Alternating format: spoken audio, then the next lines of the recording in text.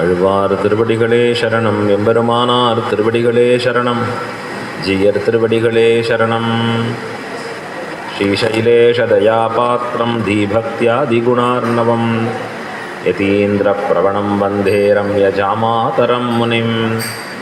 லக்ஷ்மீநாதசமாரம்பாம் நாதயாமுனமध्यமாம் அஸ்மதாச்சாரியபரியந்தாம் வந்தே குருபரம்பராம்.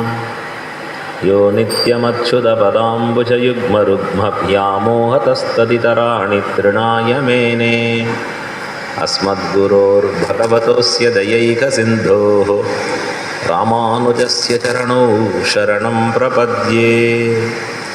மாதாபிதா யுவதயஸ்தனயா விபூதிः சர்வம் யதேவ நியமேன மதன்வயானாம். ஆத்யஸ்ய ந குலபதேர்வகுலாபிராமம் ஸ்ரீமத்ததங்கிரியுகலம் பிரணமாமி மூர்ಧ್ನಾ. பூதம் சரஸ்ச மகதாஹ்வய பட்டநாத ஸ்ரீபக்திசாரகுலசேகரயோகிவாகான் பக்தாங்கிரேணுபரகாலயதீந்திரமிஸ்ரான் ஸ்ரீமத்பராங்குஷமுனிம் பிரணதோஸ்மி நித்யம். நீளாதுங்கஸ்தனகிரிதடீ சுப்தமுத்போத்ய கிருஷ்ணம் ஆரார்த்தியம் ஸ்வம் ஸ்ருதிசதசிரசித்தமத்யாபயந்தி. ஸ்வோச்சிஷ்டாயாம் ஸ்ரஜினிகலிதம் யா பலாத்கிருத்ய புங்க்தே கோதாः தஸ்யை நம இதமிதம் பூய ஏவாஸ்து பூயः. அன்னவயல் புதுவை ஆண்டாள் அரங்கற்கு பன்னதிருப்பாவை பல்பதியம் இன்னிசையால் பாடிக் கொடுத்தாள் நற்பாமாலை பூமாலை சூடிக் கொடுத்தாளை சொல்லு.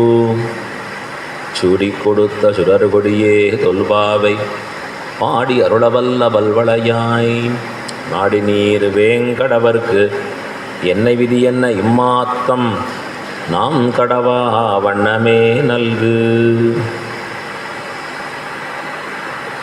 ஸ்ரீமத் கிருஷ்ண சமாஹ்வாய நமோ யாமுனசூனவே. யத் கடாக்ஷைகலக்ஷ்யானாம் சுலப ஸ்ரீதரः சதா.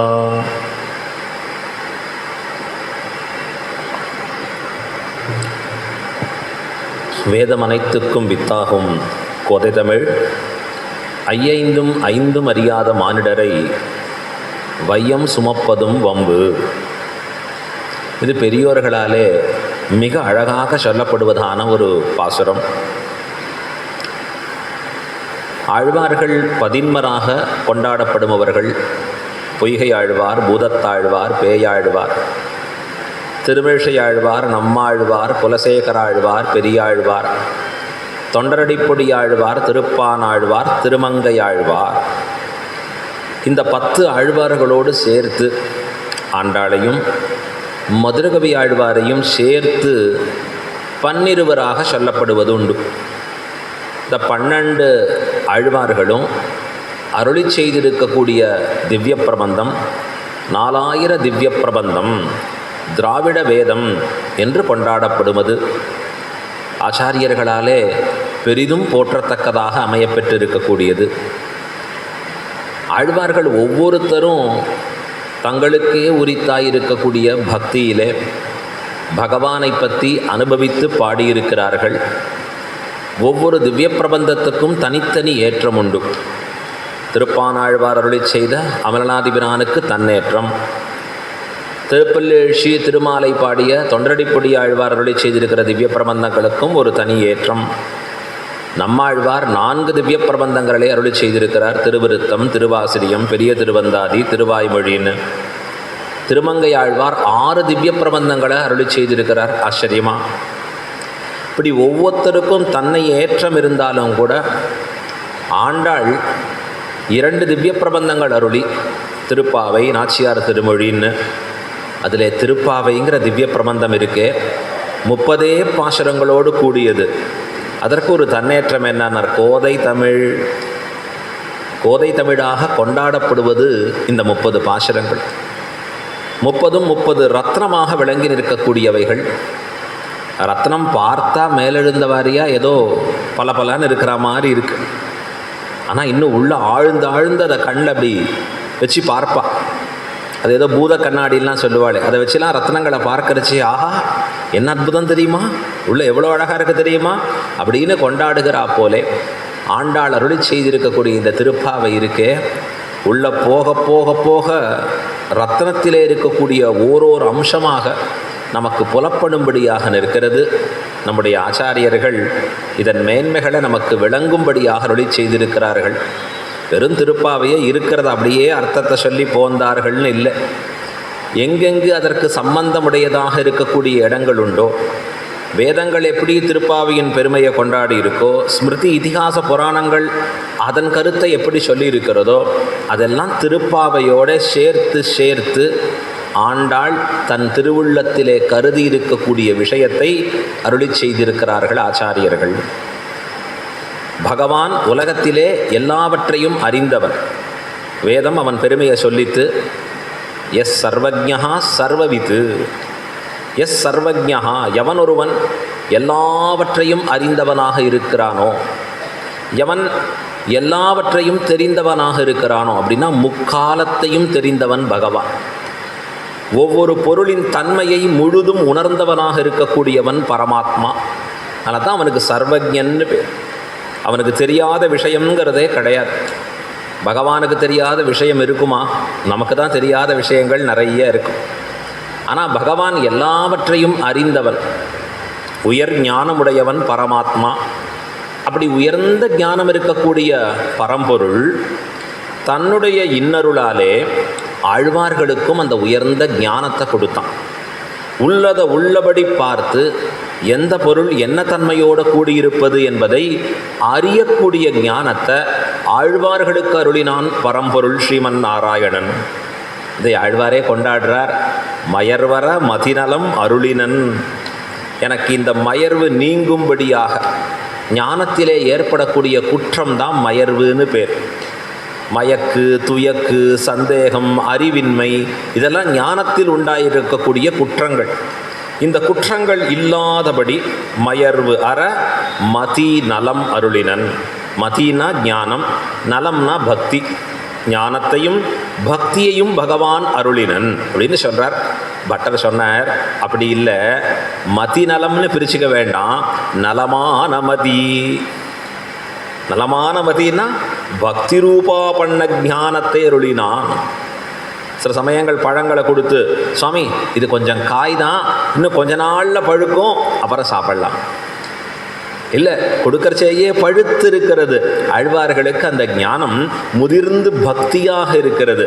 பிரீத்திங்கிறத கலந்து பக்தியாக இருக்குது. அந்த பக்தி ரூபா பண்ண ஞானத்தை அருளினான். இது யாருக்குமே கிடைக்காத பேர். இந்த 12 பேருக்கு மட்டும்தான் பகவான் அருளினான். இருக்கிறத உள்ளபடி பார்க்கிற தன்மை, இருக்கிற வஸ்துவை இருக்கிறபடி புரிந்து கொள்ளக்கூடிய தன்மை, ரொம்ப அரிதாக இருக்கக்கூடிய வார்த்தை. இப்படி அருளினபடியாலே பகவான் திருவள்ளத்தில் இருக்கிறத ஆழ்வார்கள் வெளியிட்டு அருளினார்கள். எம்பெருமான் என்ன நினச்சிருப்பான், எப்படி நினச்சிருப்பான்? இது ஆழ்வார்கள் அருளி செய்தார்கள். அதான் இதற்கு என்ன பேர்? அருளிச் செயல்னு பேர். திராவிட வேதம்னு பேர், 4000 திவ்ய பிரபந்தம்னு பேர், தமிழ் நான்மறைன்னு பேர்.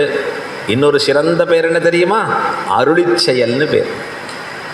இந்த அருளிச் செயலாகிற இந்த நான்மறையை, அதனுடைய ஆழ் பொருளை உள்ளபடி அருளும்படியாக யாரால் சொல்ல முடியும் தெரியுமா? அந்த ஆழ்வார்கள் அருள் பெற்ற ஆச்சாரியர்களாலே மட்டும்தான் சொல்ல முடியும். எப்படி ஆழ்வார்கள் பகவானின் இன்னருள் பெற்று அருளி செய்தார்களோ, அதுபோல ஆச்சாரியர்கள் ஆழ்வார்களின் இன்னருள் பெற்று அதில் சொல்லப்பட்டிருக்கக்கூடிய ஆழமான கருத்தை நமக்கு உபதேசித்தார்கள். அதில் தான் இத்தனை அழகான வியாக்கியானங்கள். நமக்கு நாம ஒரு உரையை எழுத சொல்லுங்கன்னா இங்கே ஆரம்பிப்போம், எங்கேயோ போய் முடிப்போம். ஏதோ ஒரு அர்த்தம் சொல்லணும்னு ஆரம்பிப்போம், வேற எங்கேயோ போய் முடியும். அந்த சொன்னதுக்கும் இந்த சொன்னதுக்கும் கொஞ்சம் முரண்பாடு வருதா, நன்னாவே வருதே, வந்ததுன்னா அதை விட்டுருங்க அப்படின்னு சமாளிப்போம். ஆனால் ஆச்சாரியர்கள் அப்படி இல்லை.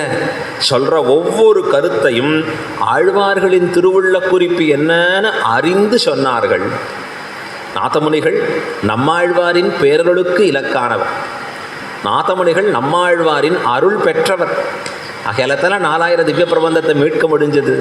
அப்போ அந்த அருள் பெற்றதாலே அதில் சொல்லப்பட்டிருக்கக்கூடிய ஆழமான கருத்துக்களை மிக அழகாக நமக்கு எடுத்துரைத்துக்கிறார்கள். அதைத்தான் நம்ம பொறுமையாக அனுபவிச்சுட்டு இருக்கோம். இதில் ஒரு சின்ன வியாக்கியானம் தான். சின்ன வியாக்கியானம்னா இதுவே பெருசு. 3000 படின்னு பெரிய வாச்சான் பிள்ளை அருளி செய்திருக்கக்கூடிய வியாக்கியானம். இன்னும் அற்புதமான பல வியாக்கியானங்கள் இருக்கு. 6000 படி, 4000 படி, 2000 படி, வானமாமலை ஜீயர் சுவாமியினுடைய வியாக்கியானங்கள், இப்படின்னு பல வியாக்கியானங்கள் இருக்கா. ஜனன்யாச்சாரியர்களை செய்திருக்கக்கூடியது. இப்போ இதெல்லாம் திருப்பாவையில் இருக்கக்கூடிய சாரமான அர்த்தங்கள் எடுத்து ஆழ்ந்த அர்த்தங்களை நமக்கு உபதேசிப்பதாக அமைந்தது. பெரியவாச்சான் பிள்ளையர்களை செய்திருக்கக்கூடிய அர்த்தங்களை தான் நாம் இப்போ பார்த்து வருகிறோம். 5வது பாசகத்தில் இருக்கோம். மாயனை அதான் பார்த்துருக்கோம். மாயனை அப்படின்னா என்ன அர்த்தம்? ஆச்சரிய பூதனை அப்படின்னு தெரிவிக்கிறார். மாயனை மண்ணு வடமதுரை மைந்தனை தூய பெருநீர் யமுனை துறைவனை ஆயர் குலத்தினில் தோன்றும் அணிவிளக்கை தாயை உடல் விளக்கம் செய்த தாமோதரனை தூயோமாய் வந்து நாம் தூமலர் தூவி தொழுது வாயினால் பாடி மனத்தினால் சிந்திக்க போய பிழையும் புகுதருவான் நின்றனவும் தீயினில் தூசாகும் செப்பு ஏலோர் எம்பாவாயின்னு ஆண்டாள் காண்பிக்க. ரொம்ப அற்புதமான பாசுரம் இது. மாயனை என்றால் ஆச்சரியமான செயல்களை செய்யுபவனுக்கு மாயன்னு பேர். என்ன ஆச்சரியமான செயல்கள்? பெருமாளுடைய செயல்களை ஒன்றொன்றும் பார்த்தா வியந்து பார்க்கும்படியாக இருக்கு. இப்படியும் உலகத்தில் ஒருவரால் இந்த செயல்கள் செய்ய முடியுமா? பகவான் செய்கிறது எல்லாமே ஆச்சரியமானவைகள் தான். அதான் சேஷ்டிதங்கள்னு கொண்டாடி காண்பிக்கிறோம். எம்பெருமான் திருவவதரித்து இவ்வுலகிலே செய்யக்கூடிய ஒவ்வொன்றும் பக்தர்கள் நெஞ்சுருகும்படியாக இருக்கும். சரி, நாமெல்லாம் அறிவில்லாதவர்கள், அறிவிலே குறைந்தவர்கள், சம்சாரிகள். நமக்கு எப்போவுமே அறிவிலே குறைச்சல் இருக்கும். அப்போ பகவான் பண்ணுறது ரொம்ப ஆச்சரியம்னு கொண்டாடும்படியாக இருக்கு. இப்போ பாருங்களேன், அழகாக சொல்லுவாள். ஒரு ஊரில் சர்க்கரையே கிடைக்கல. என்ன பண்ணுறதுன்னார்? இலுப்பை பூ வச்சுருந்தானோ. அதாவது சர்க்கரை இல்லாத ஊருக்கு இலுப்பை பூ தான் சர்க்கரையாக இருக்கும்படியாக இருக்கும். யாருமே படித்தவா இல்லைன்னா திருப்பாவை தெரியுமான்னு, தெரியவே தெரியாத சுவாமி எங்களுக்கு. எனக்கு தெரியும் அப்படின்னு போய் சொன்ன உடனே பெரிய விஷயமாச்சேன்னார். என்ன தெரியும் திருப்பாவையிலன்னா? திருப்பாவைன்னு பேர் தெரியும். திருப்பாவையே தெரியாத ஊரில் ஒருத்தர் திருப்பாவைன்னு பேர் சொன்னால் அவர் உயர்ந்தவராயிடும். திருப்பாவை 1, 2, 3 மட்டும் தெரிஞ்சவாளுக்கு திருப்பாவை 30 தெரிஞ்சுடுத்துனா ஒருத்தர், அவர் தான் பெரிய ஆள். இப்போ அந்த மாதிரி பெருமாளை பற்றி நமக்கு ரொம்ப போராது, தெரியாது, ஞானத்தில் குறைச்சல். ஆகையால் நமக்கு அவர் செயல்கள் ஆச்சரியமாக இருக்குது. போய் பரமபதத்தில் போய் பார்த்தா அங்கே தான் ஞானம் விகசித்து இருக்குமே, ஞானம் பரிபூர்ணமாக ஆகியிருக்குமே. அங்கே தடைகளே கிடையாது, இடைஞ்சல்களே கிடையாது. இங்கே போல பிரகிருதி சம்பந்தம் இல்லையே, அப்ராகிருதமான சரீரம் இருக்குமே நமக்கெல்லாம். முழுது இருக்கக்கூடிய ஞானத்தோட பகவான் அனுபவிக்கலாமே.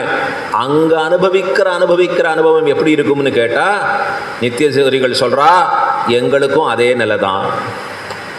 எத்தனை ஆண்டு காலம், எத்தனை ஊழிக்காலம் அனுபவித்தாலும் அனுபவித்த அனுபவம் குறைச்சலாகவும் அவனை அனுபவிக்க வேண்டிய அனுபவம் அதிகமாகவும் இருக்கிறது.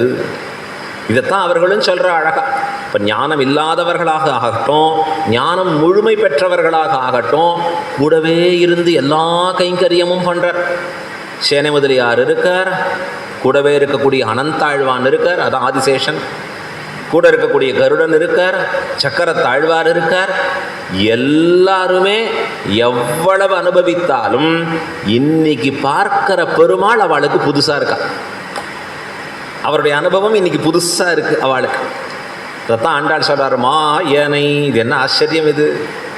ஆச்சரிய பூதனை. நேற்று சொன்னோம் இன்னொன்று, கிருஷ்ணன் இங்கே வந்து பிறந்து அவன் செய்தவற்றை பார்த்து நம்மாழ்வார் மோகித்தார்.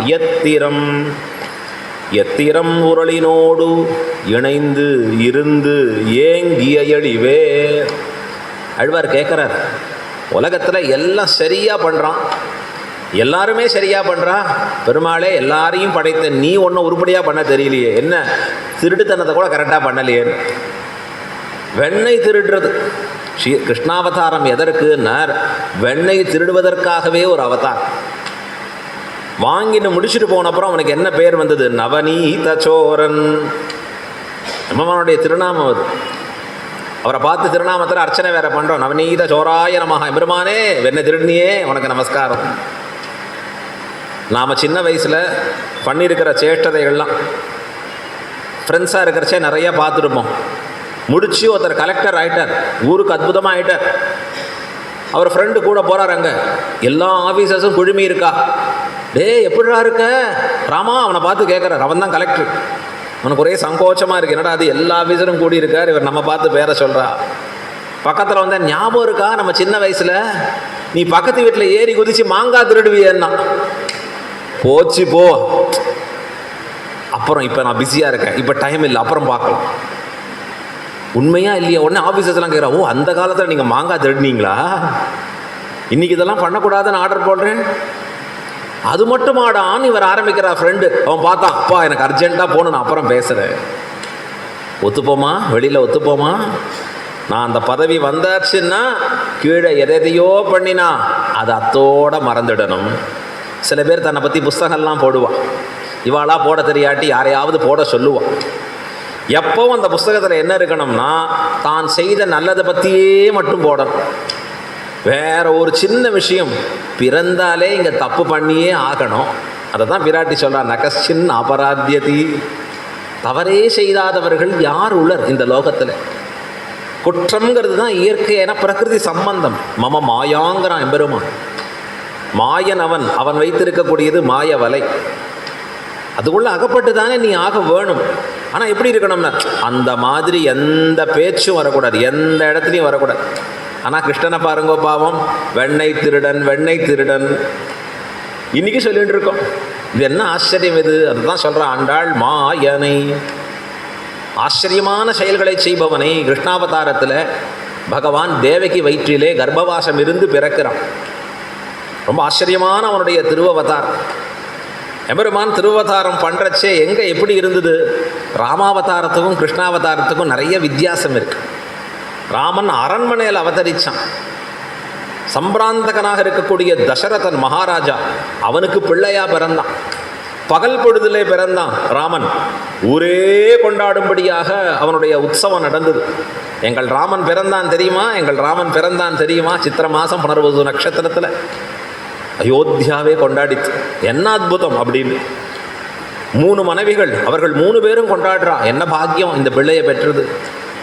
இப்படி ராமாவதாரம். கிருஷ்ணாவதாரம் எப்படின்னார், ராத்திரியில் பாவம், நடுராத்திரி இருட்டு, கும்மிருட்டு, பிறந்த இடம் சிறைச்சாலை. என்னாச்சினார், இவன் பிறக்கிறச்சே அங்கே இருக்கிறது சுற்றி இருந்ததெல்லாம் காவலாளிகள் மட்டும்தான். ஒரு அம்மா அப்பா அவள் 2 பேர் மட்டும்தான் அங்கே இருக்கா. வேற யாருக்கும் தெரியாது கிருஷ்ணன் பிறந்திருக்கக்கூடிய ஒரு நிலைங்கிறது. யாராவது கொண்டாடினான்னா இவனே தான் கொண்டாடிக்கிறான். இப்போ அம்மா அப்பா தான் கொண்டாடுற அழகா. ராத்திரி கிருஷ்ணாவதாரம். ஆனால் என்ன ஆச்சரியம் பாருங்க, எங்கடா ரொம்ப கொண்டாட்டம் அதிகம்னா நம்ம வீட்டில் ராமர் பிறந்த அன்னைக்குனா, கிருஷ்ண பிறந்த அன்னைக்குனா, கிருஷ்ணர் பிறந்த அன்னைக்கு தான் கொண்டாட்டமே. ஸ்ரீஜெயந்தி தான் கோலாகலமாக இருக்கு. ராமர் பிறந்ததுன்னார் இருக்கிறதுலையே சிம்பிளஸ்ட். வெள்ளத்தை வாங்குங்கோ, கரைங்கோ, கொஞ்சம் பருப்பு எடுங்கோ, நிலைங்கோ, அவ்வளோதான். அங்கே இருக்கக்கூடிய பானகம் ஒரு பருப்பு முடிஞ்சு போச்சு. பானகம் வரப்பருப்போடு முடிச்சாச்சு. ஆனால் கிருஷ்ணாவதாரத்துக்கு விதவிதமான பக்ஷணங்கள். எப்போ ராத்திரி திருவதாரம் பண்ண என்ன ஏற்றம், அந்த ஏற்றத்தை விவரிக்கிறார் இந்த இடத்துல காண்பிக்கிறச்சே. ஜாதோசி தேவதேவேஷ சங்கச்சக்கர கதாதர உபசம்ஹர என்று காண்பிக்கிறார் அழகா. இது வசுதேவர் சொல்லும்படியான வார்த்தை. நடுராத்திரி பொழுதுல தேவகி கர்ப்பத்திலிருந்து பகவான் தோன்றுகிறான். வெளியில் தோன்றி இருக்கக்கூடிய பரமாத்மா எப்படி இருக்கான்னா சங்கச்சக்கர கதாபாணியாக இருக்கான். 4 திருத்தோள்களோடு சங்கச்சக்கரங்களை ஏந்தினவனாக. இப்போதான் பிறந்த பிள்ளை முகத்தில் அப்படி தேஜஸோட சங்கச்சக்கரம் ஏந்தி இருக்கு. சங்க சக்கரத்தை பார்த்தாலே இது யாருன்னு தெரிய வேண்டாமோ? சங்கு சக்கரத்தன் என்கோ சாதி மாணிக்கத்தையே சங்க சக்கர கதாபானே பச்சான் நாராயண சங்கி. சங்கு சக்கரம் அங்கையில் கொண்டான் எங்கும் நாதாய தங்கள் நாதனே. எத்தனை இடங்களில் சொல்கிறார் ஆழ்வார்களும் இதிகாச புராணங்களும்.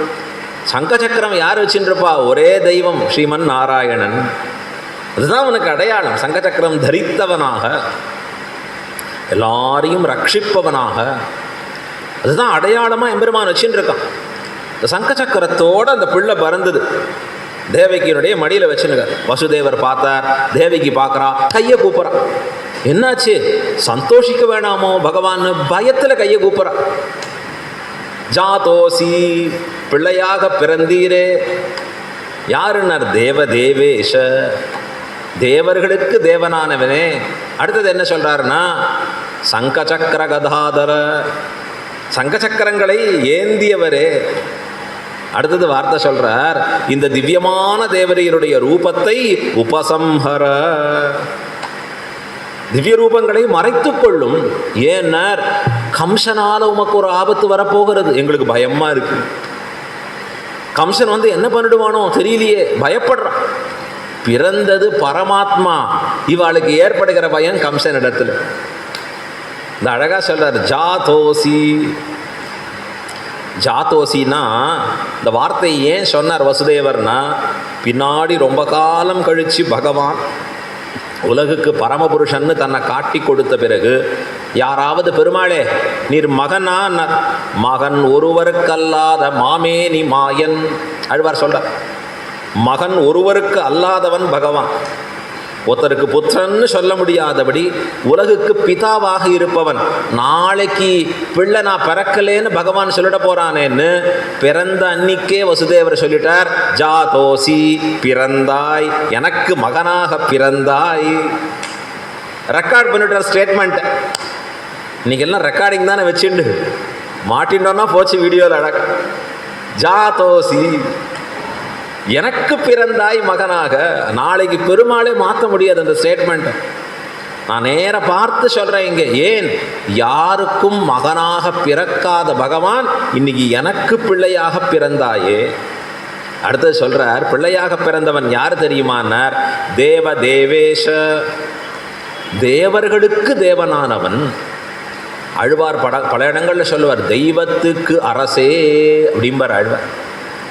மனுஷருக்கு தேவர் போல தேவர்க்கும் தேவாவோ. இது எங்கேது வந்தது? வேதம் சொல்றது. தம் தெய்வதானாம் பரமம் ச தெய்வதம், தம் ஈஸ்வரானாம் பரமம் மகேஸ்வரம். பகவானை கொண்டாடுறது வேதம். தெய்வங்கள்னு சில பேரை கொண்டாடுகிறார்களே, அந்த தெய்வத்துக்கு தெய்வமாக இருப்பவன் அந்த பரமாத்மா.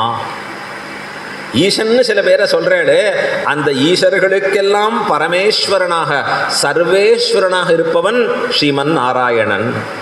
அதைத்தான் ஆழ்வார் சொல்றார், தேவ தேவேஷ, அதாவது தெய்வத்துக்கு அரசேன்னு ஆழ்வார் சொன்னதை இங்க சொல்றா வசுதேவர். தேவ தேவேஷ, தேவர்களுக்கு தேவனானவனே. அப்படின்னா யார் இந்த தேவர்கள்? பிறப்பற்ற தேவர்களான நித்தியசூரிகள். இந்த தேவர்களுங்கிற சப்தம் சம்ஸ்கிருதத்தில் பல அர்த்தங்களை உடைத்தா இருக்கும். திவு கிரீடாயாம், எப்போவுமே சம்ஸ்கிருத சொல்லுக்கு என்ன விசேஷம்னா ரூட்டுன்னு சொல்லுவான். அதுலேருந்து தோன்றியதாக இருக்கும். இந்த சப்தம் அதனுடைய மூலத்திலேருந்து தோன்றுவதாக இருக்கக்கூடியது. திவு கிரீடாயாம் அப்படிங்கிறதுலேருந்து தோன்றியது. விளையாட்டை உடையவர்களாக இருப்பவர்கள் தேவர்கள். ஆனால் அப்படி இல்லை அர்த்தம். இங்கே மேலே இருக்கக்கூடிய நித்தியசூரிகள் எப்படிப்பட்டவர்களாக இருக்கான்னா, பிறப்பற்றவர்களாக பகவானிடத்திலே இருந்து கொண்டு எப்பொழுதும் அவனுக்கு நித்திய கைங்கரியத்தில் இருக்கக்கூடிய மேலே இருக்கக்கூடிய வானவர்கள். அவர்கள் தான் நித்தியசூரிகள், அயர்வரும் அமரர்கள். அவர்களுக்கு தேவனாக இருக்கிறான் பகவான். இந்த ஆதிசேஷன், கருடன், சங்க சக்கரங்களாக இருக்கக்கூடிய ஆழ்வார்கள், விஸ்வக்ஷேனர்னு சொல்லக்கூடிய சேன முதலியார், இவர்கள்லாம் யாருக்காவது பிள்ளையா பிறந்திருக்காளா? இவளுடைய அப்பா அம்மா பேர் சொல்ல முடியுமா? அவர்களின் தலைவன் பரமாத்மா, அயர்வரும் அமரர்கள் அதிபதி. அவன் என்ன பண்றான்? எனக்கு அப்பா வசுதேவர், எனக்கு அம்மா தேவகி பிராட்டியார் அப்படின்னு சொல்லி தேவ தேவேஷ, தேவர்களுக்கு தேவன் பிறக்கிறான்.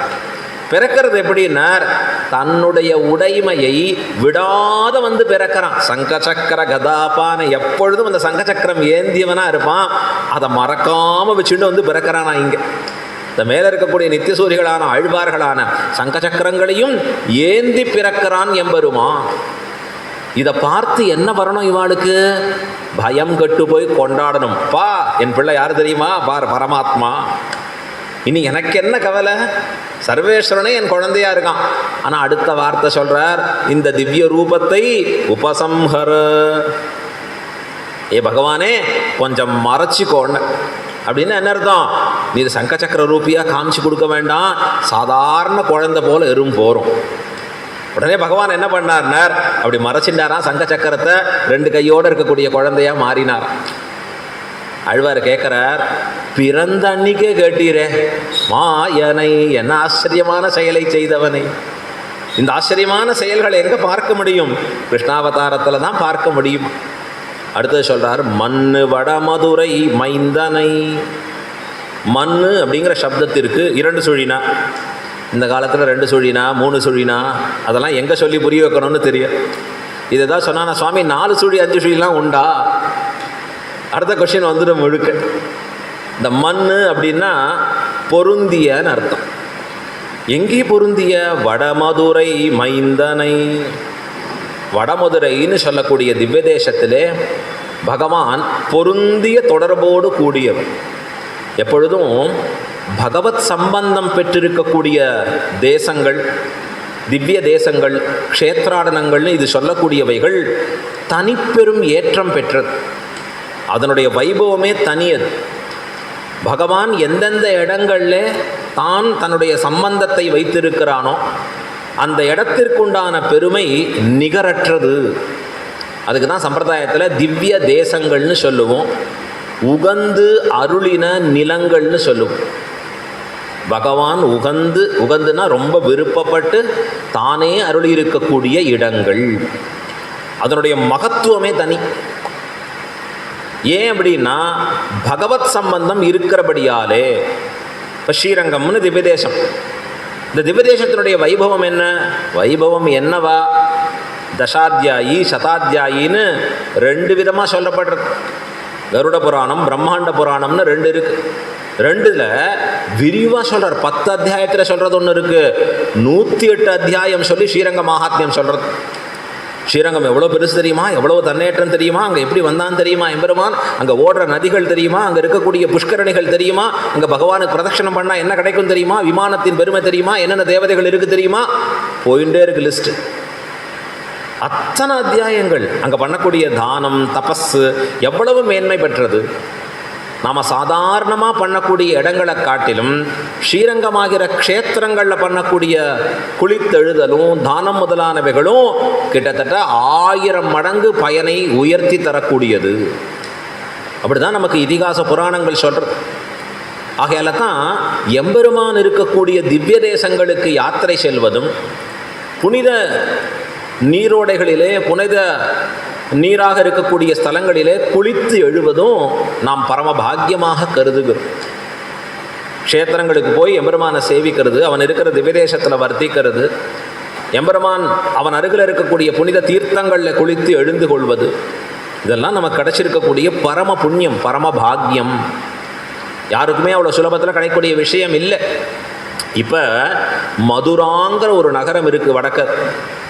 இந்த மதுராங்கிற நகரத்தில் என்ன ஒரு விசேஷம்னா, எப்பொழுதுமே பகவானுடைய சம்பந்தம் மாறாமல் இருக்கிற ஒரு திவ்ய தேசம். பகவத் சம்பந்தம் தொடர்ந்து இருந்துட்டே இருக்கு. அதனால தான் இந்த இடத்துல ஆண்டாள் என்ன சொல்கிறான், மண்ணு வடமதுரை மைந்தனை. இந்த ஸ்ரீ மதுராங்கிறதுல தான் பகவானுடைய திருவவதார். அங்கே தான் சிறைச்சாலையில் பகவான் பிறக்கிறான். கம்சன் ராஜ்யம் பண்ணக்கூடிய ஊர் மதுரா, அங்கே தான் ஹெட் கேபிட்டல். பகவான் தான் அங்கே ராஜாவாக வரணும். அடுத்தது நான் அந்த கம்சன் அழகாக அந்த தேவகி வசுதேவர்களை கொண்டு போய் அடைச்சிட்டானே பூர்த்தியாக. இப்போ மதுரா என்று சொல்லக்கூடிய அந்த இடத்திற்கு என்ன பெருமைனார், முன்பு ஸ்ரீ வாமனனாக பகவான் அவதரித்தானே வாமனமூர்த்தியாக, அவன் வந்து தபஸ் பண்ணின இடம் மதுரான்னு பேர். இந்த மதுரையில் தான் வாமனன் வந்து தபஸ் பண்ணினான். மதுரைனா நம்ம ஊர் இல்லை, இங்கே வடமதுரை அப்படின்னு இருக்காள். வடக்கு திக்கில் இருக்கக்கூடிய மதுரைங்கிற நகரத்தில் அதற்கு மேலே வாமனன் தபஸ் பண்ணது மட்டுமில்லை, சத்ருக்ன ஆழ்வான் இருக்கானே, ராமனுடைய 4வது தம்பியாக இருக்கக்கூடியவன், அதாவது ராமனுக்கு அடுத்ததாக இருக்கிறச்சே 3வது தம்பியாக கடைசியாக பிறந்தவன் சத்ருக்ன ஆழ்வான். சத்ருக்ன ஆழ்வான் வன்னியை முறித்து, அதாவது எதிரிகளை அழித்து படைவீடு செய்து ராஜ்யம் பண்ண தேசம் இந்த தேசம். எது? மதுராங்கிற தேசம். இப்போ அதே தேசத்தில் தான் பகவான் திருவதாரம் பண்ணுகிறான், கிருஷ்ணனா திருவதரிக்கிறான். அப்போ மண்ணு வடமதுரை மைந்தனை, இதை இதிகாச புராணங்களில் அழகான ஸ்லோகங்கள் கொண்டாடுறது. மதுரா நாம நகரி புண்ணியா பாபஹரி சுபா யஸ்யாம் ஜாதோ ஜெகநாதா சாக்ஷாத் விஷ்ணு சனாதனஹா என்று கொண்டாடுறது புராண ஸ்லோகம். மதுரா நாம நகரி புண்ணியா பாபஹரி சுபா யஸ்யாம் ஜாதா ஜெகநாதா சாக்ஷாத் விஷ்ணு சனாதனஹா. என்ன அர்த்தம்? மதுரைங்கிற நகரம் பரம புண்ணியமான க்ஷேத்திரம், மங்களமான க்ஷேத்திரம். ஏன்? எந்த இடத்திலே உலகுக்கு காரணமாக இருக்கக்கூடிய பரம்பொருள், எல்லாருக்கும் தலைவனான பகவான் அங்கே நேரடியாக வந்து பிறந்தானோ அப்படின்னு இந்த ஸ்லோகம் கொண்டாடுறது. இது அற்புதமாக ஆச்சாரியர்கள் வியாக்கியானிக்கிறார்கள். பெரியவாச்சான் பிள்ளை மதுரா நாம நகரி, மதுரா நாம, மதுரான்னு ஒரு பேர் அப்படின்னாலே எல்லாருக்கும் தெரியணுமா. இந்த பேர் சொன்னாலே அத்தனை பேருக்கு அதனுடைய பெருமையே புரியும். ஸ்ரீவைஷ்ணவ சம்பிரதாயத்திலே வந்த அடியவர்களுக்கு ஸ்ரீரங்கம் அப்படின்னா அது என்ன சுவாமி, எந்த ஊர், எங்கே இருக்குது அப்படின்னு கேட்டால் போச்சு. சமாஷ்ணமாக இருக்குது வைகுண்டம், இந்த வைகுண்டம் எங்கே இருக்குன்னு தான் தெரியல, ஆனால் போவோங்கிறது உறுதி. இல்லை வைகுண்டம் இருக்குது, அது பிரகிருதிக்கு அப்பாற்பட்டு இருக்குது, இதெல்லாம் உறுதிப்பாடோடு கூடியவனாக இவனுக்கு இருக்கணும். இன்னும் ஸ்ரீவைஷ்ணவத்தில் ஞானம் ஏற்பட ஏற்பட ஒரு சுவாமி ஒருத்தரை பார்த்து சொல்ல, நான் கோயிலுக்கு யாத்திரையாக புறப்படுகிறேன், அடியன் கோயிலேற யாத்திரையாக போயிட்டு வரேன் அப்படின்னு சொன்னார்னா அந்த பரிபாஷை என்ன புரிஞ்சுக்கணும் இவன்னா, சுவாமி கோயிலேற புறப்படுறீன்னு சொல்றீர், கோயில்னா எந்த கோயில்? இங்கே இருக்கிற கோயிலா, பக்கத்து கோயிலா, தூரம் இருக்கிற கோயிலா, என்ன கோயில்? கோயில் என்றாலே ஸ்ரீரங்கம். ஸ்ரீவைஷ்ணவ சம்பிரதாயத்தில் தனிப்பெரும் பெருமை. கோயில்னு ஒரு வார்த்தை சொல்லிட்டாலே அது எதை குறிக்கும் என்றால் திருவரங்க மாநகரைத்தான் குறிக்கும். பெருமாள் அப்படின்னு ஒரு சப்தம் இட்டாலே அது சக்கரவர்த்தி திருமகனான ராமனைத்தான் குறிக்கும். பெரிய பெருமாள் அப்படின்னு சொல்லிட்டாலே ஸ்ரீரங்கநாதனைத்தான் குறிக்கும். பெரிய திருவடி அப்படின்னா கருடாழ்வாரைத்தான் குறிக்கும். திருவடி அப்படின்னு சொன்னாலே அது ஹனுமாரைத்தான் குறிக்கும். இதுதான் ஸ்ரீவைஷ்ணவ சம்பிரதாயத்தில் நாம் அறியக்கூடிய அற்புதமான கருத்துக்கள். இப்போ மதுரா நாம அப்படின்னு சொன்னாலே பரமபதம் போலே ஃபேமஸ். நலமந்தம் இல்லதோர் நாடு, ஆனந்தத்திற்கு குறைவில்லாத ஓர் நாடு அப்படின்னாலே அது பரமபதம் தான், இன்னொரு நாடு வராது. அதை போல மதுரா நாம நகரி, பகவான் பிறப்பதற்காகவே உண்டான நகரம் போல இருக்கு. புண்ணியா, புண்ணியா என்றால் புண்ணியம் எதற்கு? புண்ணியம் இருக்க இருக்க இன்பங்களை அனுபவிக்கலாம். இப்போ புண்ணியம் நமக்கு ஒரு இன்பத்தை அனுபவிப்பதற்கு உபாயமாக, வழியாக இருக்கிறது. ஒருத்த இன்பத்தை அனுபவிக்கிறான், அவன் நல்ல புண்ணியம் பண்ணவங்க அப்படின்னு சொல்கிறான். கஷ்டத்தை அனுபவிக்கிற செய்யோ பாவமே, என்ன பாவம் பண்ணாரோ பாவம் இல்லையா சொல்லும்படியா இருக்கு. உலகத்தில் பார்க்குறோம். இப்போ புண்ணியா, இந்த மதுரைங்கிற நகரம் இருக்கு, இதுவே புண்ணியமா? என்னன்னா இதுவே பகவானை அனுபவிப்பதற்கு உபாயமாக இருக்கிறது. பாபஹரி, பாபஹரின்னா பாபங்களை போக்குவது, விரோதிகளை தொலைப்பது. அந்த பாபங்களையும் இந்த மதுராங்கிற திவ்ய தேசமே போக்கும்படியா இருக்கான் அழகா. பாபஹரி சுபா, சுபான்னா மதுராங்கிற நகரத்துக்கு போய் கிருஷ்ணன் இருக்கக்கூடிய இடத்துல போய் கிருஷ்ணனை சேவிச்சு ஆசீர்வாதம் பண்ணணும்னு இல்லை, மதுராங்கிற நகரத்தில் இருக்கிறதே பிராப்பியம். அதுவே நமக்கு கிடைச்ச பாக்கியம், அதுதான் பயன். புண்ணியா பாபஹரி சுபா. அடுத்தது சொல்றார் யஸ்யாம் ஜாதஹா, எவ்வூரிலே எம்பெருமான் தானும் வந்து பிறக்கிறானோ, திருவவதாரம் பண்ணுகிறானோ. திருவவதாரம் எம்பெருமான் பண்ணுறான்.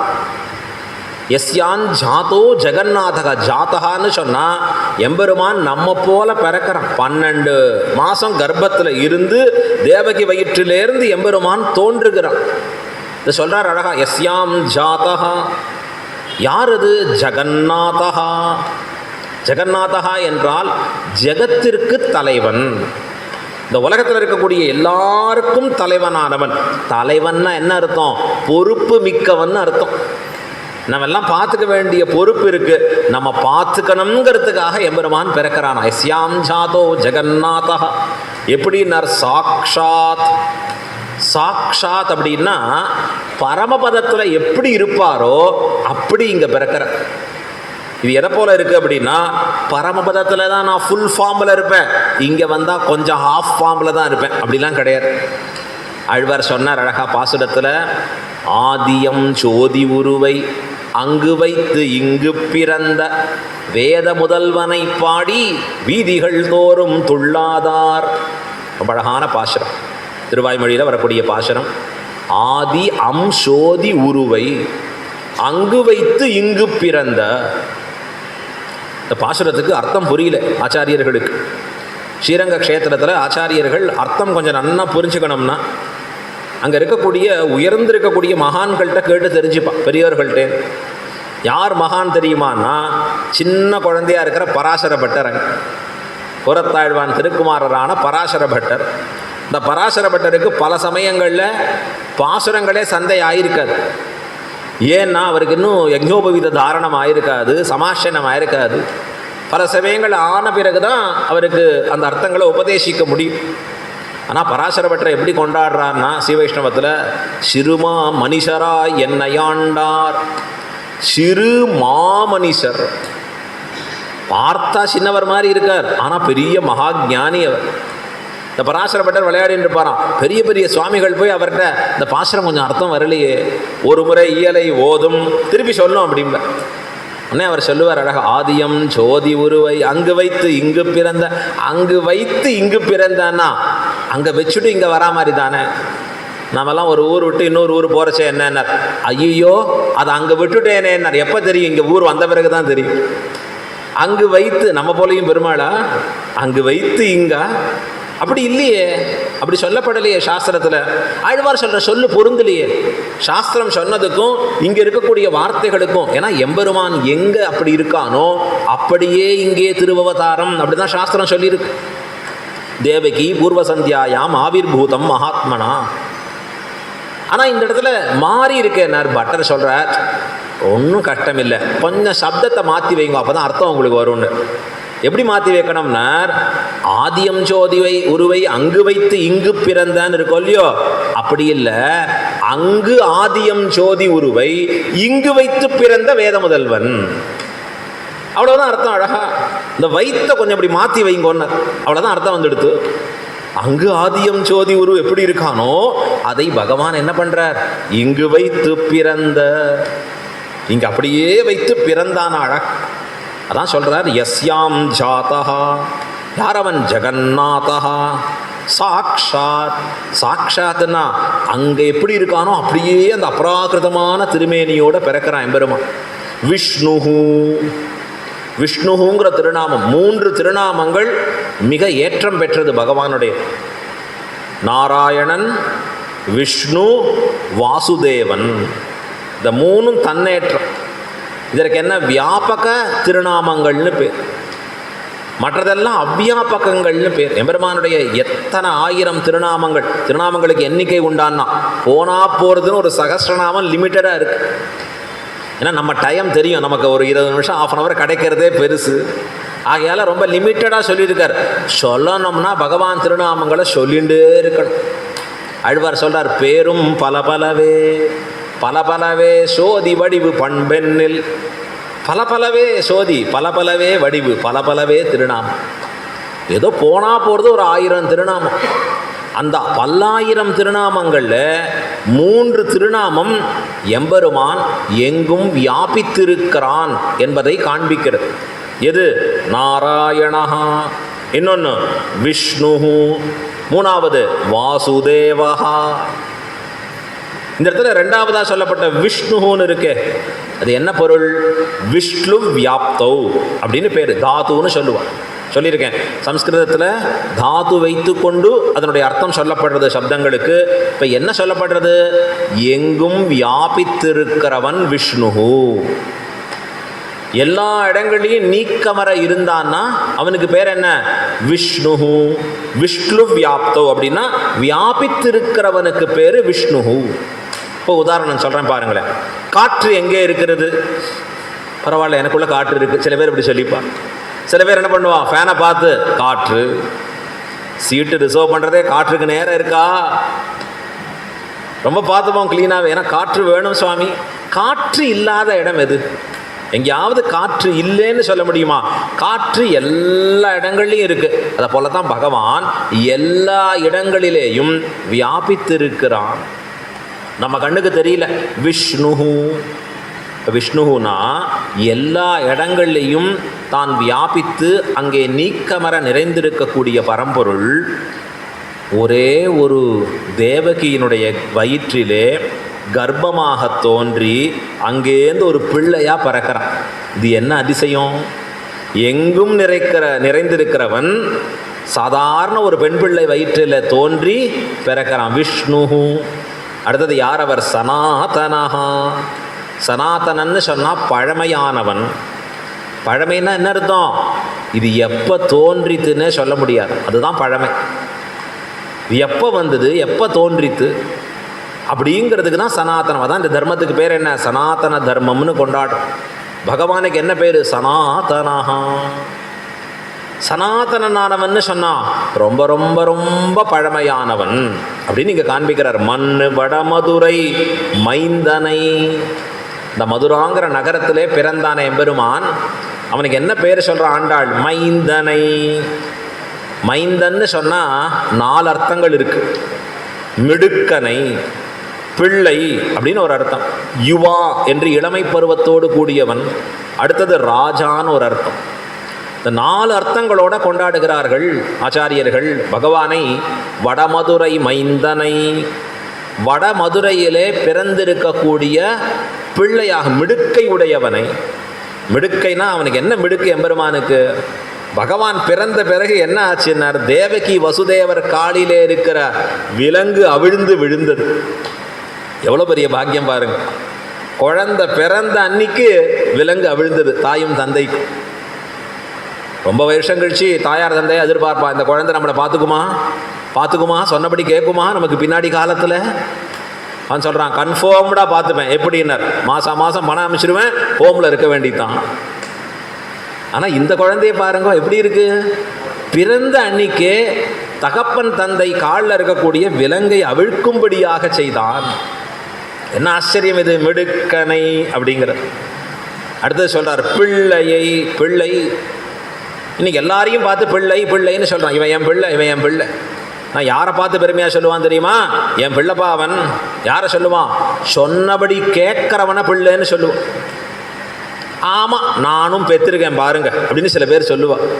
எங்கேயோ தெரியறது பாருங்க. ஏதான சொன்னதை கேட்டா தானே. இவனை கேட்டா வெளியில அது அப்படி தான் சொல்லிட்டு இருக்கோம். நாம கவலைப்பட வேண்டாம். ஏண்டான்னா எல்லாருக்கும் இன்ஃப்ளூயன்ஸ். பார்க்குற படத்தில் முதல்ல அதை தான் காமிக்கிறான். ஒரு காலத்தில் படம் என்பது பாடமாக இருந்தது. இன்னைக்கு படம் என்பது என்னவா இருக்குன்னா விஷமாக இருக்கு. நல்ல குணங்களை அழிப்பது தான். கமர்ஷியலாக இருக்கணுங்கிறதுல தப்பு யாருக்கும் சொல்லலை. நற்பண்புகளை ஏன் கெடுக்க வேணும்? எத்தனை சொல்கிறார் வள்ளுவர் குரலில் சொல்கிறச்சே அழகாக சொல்கிறார். தந்தைன்னு சொன்னால் எப்படி இருக்கணும், பிள்ளைன்னு சொன்னால் எப்படி இருக்கணும். தந்தைக்கு பெருமை சேர்க்கணும். அவன் என்ன மகன் பாய்வன் அப்படின்னு சொல்லணுங்கிறார் அழகா. இவனை போய் கேட்டா அது கிடக்கிறது பெருசு எதையோ சொல்கிறாங்க. என்னடா நான் படத்துலேயே அந்த பாடம் எடுக்கிறான், சொல்லித்தரான். அதெல்லாம் மதிக்காதே. அப்பா அம்மா சொல்கிறத கேட்கணுமா? கேட்காதே. ஒரு இடத்துல ஒரு பெரிய சிட்டியில் நம்ம காரில் போயிட்டு இருந்தோம். பெரிய ஒரு அட்வர்டைஸ்மெண்ட் பேனர் போட்டிருந்தான். நமக்கு தான் நல்லது டக்குன்னு படாது, ஏதான வேண்டாதது முதல்ல மாற்று. நீங்கள் பெண்களா அப்படின்னு ஒரு கேள்வி கேட்டேன். உடனே அடுத்த கேள்வி ரெண்டாவது, கல்யாணமான பெண்ணா? அடுத்த கேள்வி. இந்த பரவாயில்லையே, கேள்வி கேட்டு ஏதோ நல்லது சொல்ல போகிறான் போல் இருக்கு அப்படின்னு பார்த்தா அடுத்தது 3வது கேள்வி கேட்டான், உங்கள் கணவர் சொல் கேட்பவரா? பெண்ணு கல்யாணம் ஆச்சு, கணவர் சொல் கேட்கிறவளா தானே இருக்கணும்னு பார்த்தா கடைசியாக இவன் போடுறான், கேட்காதீர்கள். எதற்கு? எங்கள் கடையில் வந்து நகைகளை வாங்குங்கள். நேரடியாக சொன்னால் போருமே, கடையில் நகை வாங்குங்கன்னு சொன்னால் போருமே, இதற்கு எதுக்கு இவ்வளோ இல்லை சுவாமி, அதை அழிச்சாதான் நமக்கு வியாபாரம் கூடும். இந்த கான்செப்ட் கரெக்டா அப்படின்னா போச்சு. இது ஒரு டேஞ்சரஸான கான்செப்ட். நம்ம பாரத தேசம் வாழுவதே நல்ல நல்ல குடும்பங்களாலே வாழ்கிறது, நல்ல நல்ல பண்புள்ள தன்மைகளாலே வாழ்கின்ற பாரத தேசம். வெளிநாடுகள்லாம் அப்படி கிடையாது. எத்தனை கல்யாணம்னு அவனுக்கும் தெரியாது, அவளுக்கும் தெரியாது. இந்த குழந்தைக்கு யாரோட இருக்கணும், என்ன பண்ணணும், எப்படி இருக்கணும்னு தெரியாது. ஆனால் இந்த பாரத பூமியிலே தான் நாம் எப்படி வாழ வேண்டும், எந்த விதிமுறைப்படி வாழ்ந்தால் உனக்கும் வீட்டுக்கும் உலகுக்கும் நல்லது, பறைசாற்றக்கூடிய பூமி இது, இந்த பாரத பூமி. அப்போ தன் பிள்ளைன்னு சொன்னால் எப்படி இருக்கணும்?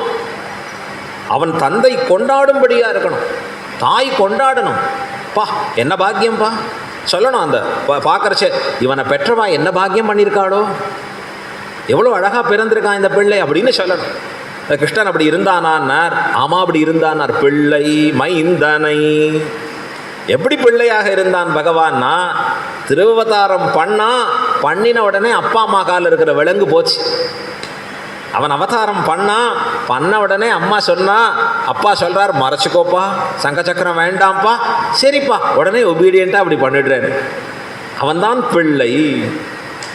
தந்தை சொல் மிக்கதோர் மந்திரமில்லைன்னு இருந்த பிள்ளை யாரு? கிருஷ்ணன். அழகா யுவான்னு கொண்டாடுறார். கிளறு இளமையோடு கூடி இருக்கக்கூடியவன் மைந்தனை, எல்லாரையும் தன் அழகாலே வசப்படுத்தி ஈர்ப்பவனா பகவான். அவன் அழகை பார்த்தா மயங்கி மோகித்து விழுவார்களாம் அங்கே இருக்கக்கூடியவர்கள் பார்க்கறச்சு. அதற்கு மேலே எப்படி இருக்கான்னா ராஜாவான் இருக்கான். எல்லாருக்கும் தான் நிர்வாககனாக, எல்லாரையும் நல் வழியிலே நடத்துபவனாக இருக்கக்கூடிய பகவான் அப்படின்னு கொண்டாடுறா.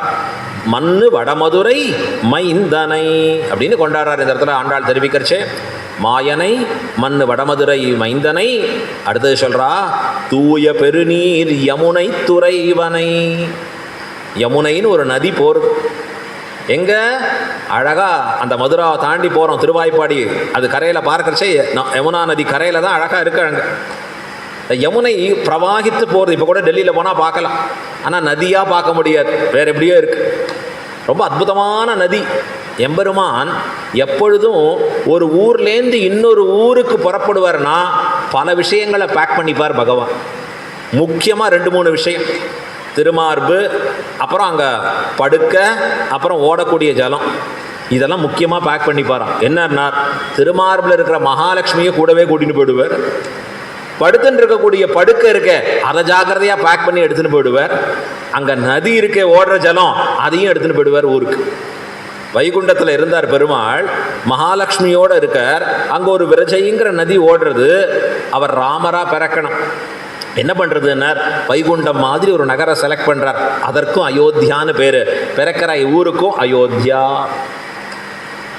பிராட்டி வந்தாலங்க, அவளை கொண்டு போய் நான் ராமனா பிறக்க போகிறேன், நீ சீதையா திருவதாரம் பண்ணணும். படுக்கையாக இருக்கிற ஆதிசேஷன் அவர் எப்படி பேக் பண்ணார்னா நான் ராமனா பிறக்க போகிறேன், நீர் லக்ஷ்மணனா அங்கே திருவதாரம் பண்ணணும். அங்கே இருக்கக்கூடிய நதி ஓடுறது வைகுண்டத்தில், விரஜைன்னு பேர். அந்த நதி இங்கே என்ன ஆச்சுன்னார் சரையூங்கிற நதியாக பிரவாகிக்கிறது. அதை போல தான் எம்பெருமான் கிருஷ்ணனாக அவதாரம் பண்ணுகிற பொழுது எப்படி இருந்தார்னார், பிராட்டி ருக்மிணி பிராட்டியாக அவதாரம் பண்ணான், ஆதிசேஷன் பலராமனாக பிறந்தான். இங்கே நதி என்னாச்சுன்னார் யமுனாங்கிற நதியாக பிரவகிக்கிறது. பகவான் ரொம்ப ஆச்சாரமானவன். நதி இல்லைன்னா அவருக்கு ஒத்துக்க முடியாது. அதனால்தான் ஸ்ரீரங்கத்தில் எப்படி இருக்காருன்னா தென்னீர் பொன்னி திரைக்கையால் அடிவருட பள்ளி கொள்ளும், கங்கையில் புனிதமாய காவிரி நடுவு பாட்டு. திருக்காவிரி சுற்றி ஓடணும், குடுக்குடுன்னு இருக்கணும் அவருக்கு. அப்படி பார்த்து அங்கே அமர்ந்து இருக்கார் ஸ்ரீரங்க க்ஷேத்திரத்தில். அதை போல் அங்கே யமுனா நதி பிரவகித்து ஓடுகிறது. யமுனை நதியின் கரையிலே விளையாடுபவன் யமுனை துறைவனை. இந்த யமுனா நதிக்கு விசேஷங்களை சொல்கிறா ஆண்டாள். என்ன சொல்கிறா? தூய பெருநீர் யமுனை. தூய நீர் பெருநீர் எது? யமுனை. யமுனையினுடைய தீர்த்தம் எப்படி இருக்குன்னார்? தூய நீர், தூய்மையான தீர்த்தமா யமுனாங்கிறது. என்ன தூய்மை? யமுனாக்கு வந்திருக்கக்கூடிய தூய்மை என்ன அப்படின்னு கேட்டால் அழகாக தெரிவிக்கிறார். கிருஷ்ணன் திருவவதாரம் பண்ணியாச்சு. பண்ணிய உடனே தேவகி வசுதேவருக்கு பயம். என்ன பண்ணுறது இந்த பிள்ளைய நாம் இங்கே எப்படி பாதுகாக்கிறது? கம்சன் வந்தால் விடமாட்டானே, எம்பெருமானுக்கு ஆபத்து ஏற்படுமே. அப்படி பதறி இருக்கிறச்சே சரி இந்த பிள்ளையை அழைச்சின்னு போயிடுவோம், நேராக அங்கே திருவாய்ப்பாடியில் கொண்டு போய் விட்டுடுவோம், யசோதை வசுதேவர்கிட்ட சேர்த்துடுவோம் அப்படின்னு அழகாக இவர் புறப்பட போகிறார். வசுதேவர், அதாவது தேவகி வசுதேவர் எடுத்துக்கிறார் அந்த குழந்தைய. யசோதா நந்தகோபனிடத்துல விடுவோம் அப்படின்னு புறப்படுறச்சே அந்த கூடையில் கிருஷ்ணனை வைக்கிறார். கிருஷ்ணன் எடுக்கிறச்சே என்னாச்சுன்னா அங்கே இருக்கிற காவலாளிகள்லாம் மயங்கி விழறான், பொத்து பொத்து, எல்லாம் தூக்கம் கலக்கம்.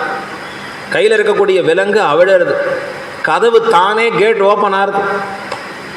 கடகடன்னு அழகா வசுதேவர் அந்த குழந்தைய எடுத்துன்னு புறப்பட்டு வரார் வெளியில். யாரும் ஆக்ஷேபிக்கலை, எல்லாரும் தூங்கி நிற்கிறா அந்த இடத்துல. போய் யமுனைங்கிற நதி இங்கே தாண்டி போகணும் அந்த ஊருக்கு போகிறச்சு, யசோதை இருக்கிற ஊருக்கு போகணும்னா. அது யமுனா நதி எப்படி ஓடுறது? தலைக்கு மேலே பிரவாகமாக ஓடுகிறது. யோசிச்சார் வசுதேவர், இந்த நதியில் எப்படி இந்த பிள்ளையை அழைச்சிட்டு போகிறது? கிருஷ்ணர் வந்தாரோ இல்லையோ, நதி கடகடன்னு வற்றி கொடுத்தாதான், பாங்காக வற்றி கொடுத்தது. ஜானுமாத்ரோன்னு சொல்கிறது அழகா புராண ஸ்லோகம் ரிஷி சொல்றார்.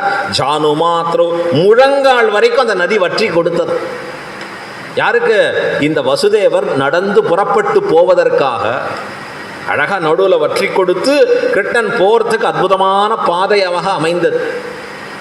அங்க மழை வேற பொழிகிறது. ஆதிசேஷன் ஒரு குடையாகத்தானும் மாறினான். இந்த நதி முழுக்க அவர் சுலபமாக நடந்து போறார் அழகா. ஏன்னா வற்றி கொடுத்தது ஆறு பாங்காக நேராக போய் சேர்றார். இப்போ சொல்றா ஆண்டாளதை பார்த்து, தூய பெருநீர், இதான் தூய நீர் யமுனை. என்ன தூய்மை? பகவத் கைங்கரியத்தில் அன்வயித்த பெருமை இந்த நதிக்கு. கிருஷ்ணன் வரான்ன உடனே அந்த கிருஷ்ணனுக்கு வேண்டியபடி தன்னை வற்றி கொடுத்ததோ இல்லையோ, அதுதான் தூய்மை நதிக்கு. நமக்கு தூய்மை என்ன? நிறைய மலர்கள் இருக்கு, மலர்களை தூய்மையான மலர்கள்னு சொல்றோம். என்ன மலரின் தூய்மை என்றால் பகவானுக்கு மட்டுமே அர்ப்பணிக்கப்பட்டதாக இருப்பதுதான் தூய்மை. உண்மையான ஒரு தூய்மை ஒரு வஸ்துவுக்கு எங்கன்னா அது எம்பெருமானுக்கு என்று மட்டுமே இருக்கிற பொழுது அது தூய்மை பெற்றதாக மாறுகிறது. இந்த நதிக்கு தூய்மை வந்ததான். எதுக்கு? யமுனைக்கு. கோதாவரிக்கு அந்த தூய்மை இல்லாமல் போச்சான். எந்த தூய்மை இல்லாமல் போச்சுன்னா, பகவானுக்கு பயப்பட வேண்டிய நதி ராவணனுக்கு பயப்பட்டது. பிராட்டி எங்கன்னு கேள்வி கேட்கறச்சு ஒரு பதிலும் பேசாமல் இருந்தது. ராவணனாலே ஏதான ஆபத்து வருமோன்னு பயந்துருந்தது.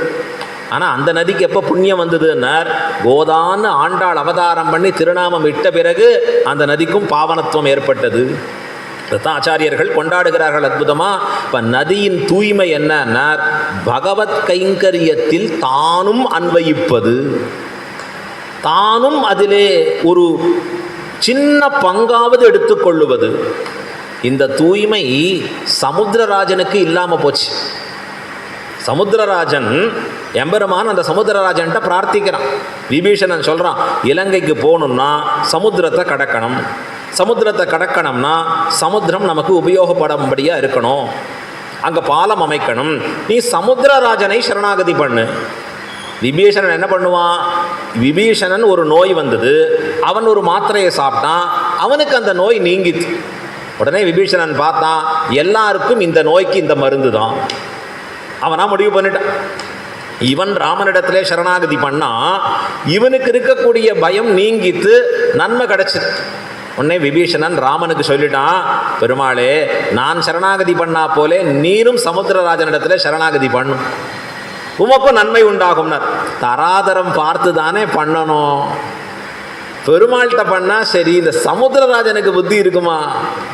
ஆனால் சொல்லிட்டான், விபீஷணன் சொல்லிட்டான். பெருமாள் எப்படின்னார், யார் சொன்னாலும் சமத்தா கேட்பேன். அவரை போல ஒரு பிள்ளையை பார்க்க முடியும்.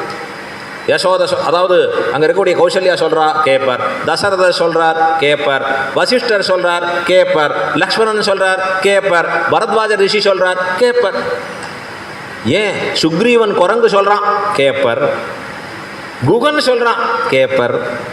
இது எங்கே இருக்குது? ஸ்ரீராமாயணம் பார்த்தேன்னா பூர்த்தியாக அதுதான் இருக்குது. ஸ்ரீராமாயணத்திலே அவன் அவதாரமே எதற்குனா, ஒருவர் சொல்லை இன்னொருவர் கேட்கணுங்கிற தர்மம் இல்லாமல் இருந்தது, அதை கேட்கும்படியாக செய்தான் எம்பெருமான்.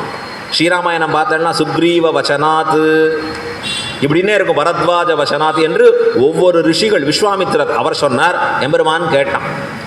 சொல்கிறத கேட்கறதுக்குன்னே ஒரு அவதாரம்னு கொண்டாடுகிறார். இப்போ சமுத்திரராஜன் விபீஷணன் சொன்னாங்கிறதுக்காக சமுத்திரராஜனிடத்துல பகவான் சரணாகதி பண்ணான். 3 நாள் தபஸ் கிடந்தான். ரொம்ப ஆச்சரியமாக இருக்கும் அது. என்ன, இது ஒரு கடல், இது ஒரு கடல், எதில் இருக்கிற எதிர்த்தாப்பில் இருக்க கடல் உப்பு கடல், ஆனால் இவன் கருணை கடல். ஒரு கருணை கடல் உப்பு கடலை பார்த்து தபஸ் இருந்தது. 3 நாள் ஆச்சு வரல அவர். ஏண்டான்னா ராவணன் உதைப்பானே, பயமே அங்கே தான்.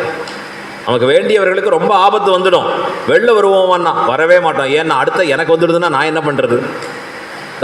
பயந்து இருக்கு அந்த சமுத்திரம். 3 நாள் கழித்து எம்பெருமான் பார்த்தான், எடு வில்லையும் அம்பியும். சமுத்திரராஜனை என்ன பண்ணுறேன் பாருன்னா ஓடி வந்தான், பெருமாள் பாதங்களில் விழுந்தான். அப்படின்னா சில பேரை குச்சி எடுத்தால் தான் வேலை ஆகும் போல் இருக்கு அழகா. இப்படி அவனுக்கு தன்னுடைய தூய்மையை படுத்தி கொள்ள தெரியல. இந்த யமுனை பெருமாளுக்கு பாங்காக வற்றி கொடுத்தபடியாலே அதற்கு என்ன பேரு? தூய பெருநீர் யமுனை. அதற்கு ஒரு தூய்மையான நீர்னு கொண்டாட. கைங்கரியத்திலே அன்வயிப்பதால் எப்பொழுதுமே நமக்கு தூய்மை எங்கேந்து வரும்னா, பகவத் சம்பந்தம் இருந்தால்தான் தூய்மை. எந்த ஒரு வஸ்துவுக்கு பகவானுடைய சம்பந்தம் ஏற்பட்டதுன்னா அதை போல தூய்மை இல்லை. நன்னா புரிஞ்சுக்கணும். நமக்கு பூர்த்தியாக தீர்த்தம் எடுத்துக்கிறோம், பெருமாள் தீர்த்தம், ஆச்சாரிய ஸ்ரீபாத தீர்த்தம் எடுத்துக்கிறோம், சுத்தி அடைந்தோம். தீர்த்தம் ஆடுறோம், புனித நதி, அது புனித நதியாக ஆக்கினது பகவத் சம்பந்தத்தால். அப்போ இவனுக்கு ஒரு தூய்மைன்னு ஏற்படுகிறது. இப்போ இந்த இடத்துல நதி பகவானுக்கு பாங்காக வற்றி கொடுத்தது தூய்மையானது. ஒரு அர்த்தம் சொன்னார். இன்னொரு அர்த்தம் சொல்றார், அது இல்லை, கிருஷ்ணன் அவதாரம் பண்ணி வந்த பிறகு எப்பொழுதுமே என்ன பண்ணுவான், எல்லா கோபிகைகளோடும் ராசக்கிரீடை பண்ணுற இடம் யமுனை தான். எல்லாம் ஒன்று கூடுகிற இடம் அங்கே தான். கிருஷ்ணனுடைய வேணுகானம் கேட்டாலே எல்லாருக்கும் சிக்னல், ஆஹா வந்தாச்சு. அவரவர்கள் செய்யக்கூடிய காரியங்களை அப்படியே போட்டுடுவோம், அதாவது அப்படியே இருக்கும்.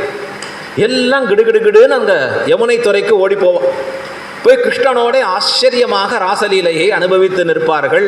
அப்போ என்ன பண்ணுவான்னா, அழகா அதில் குளிப்பா, கிருஷ்ணன் திருமுகத்தை பார்ப்பா, எம்பெருமான அழகில் மயங்கி இருப்பா. இப்போ குளித்து எழுகிற பொழுது என்ன பண்ணுவான்னா, நதியில் எடுத்து இருவருமாக வாயை கொப்பளித்து துப்புவார்கள். யாரு? கிருஷ்ணன் எடுத்து அப்படி உமிழ்ந்து நிற்பான், இந்த பெண்கள் எடுத்து உமிழ்ந்து இருப்பர். அண்ணே வியாக்கியானத்தில் எழுதினார், கிருஷ்ணனும் கோபிகைகளும் மாறி மாறி கொப்பளித்ததாலே வந்த தூய்மை யமுனைக்கு. அதுதான் தூய பெருநீர்.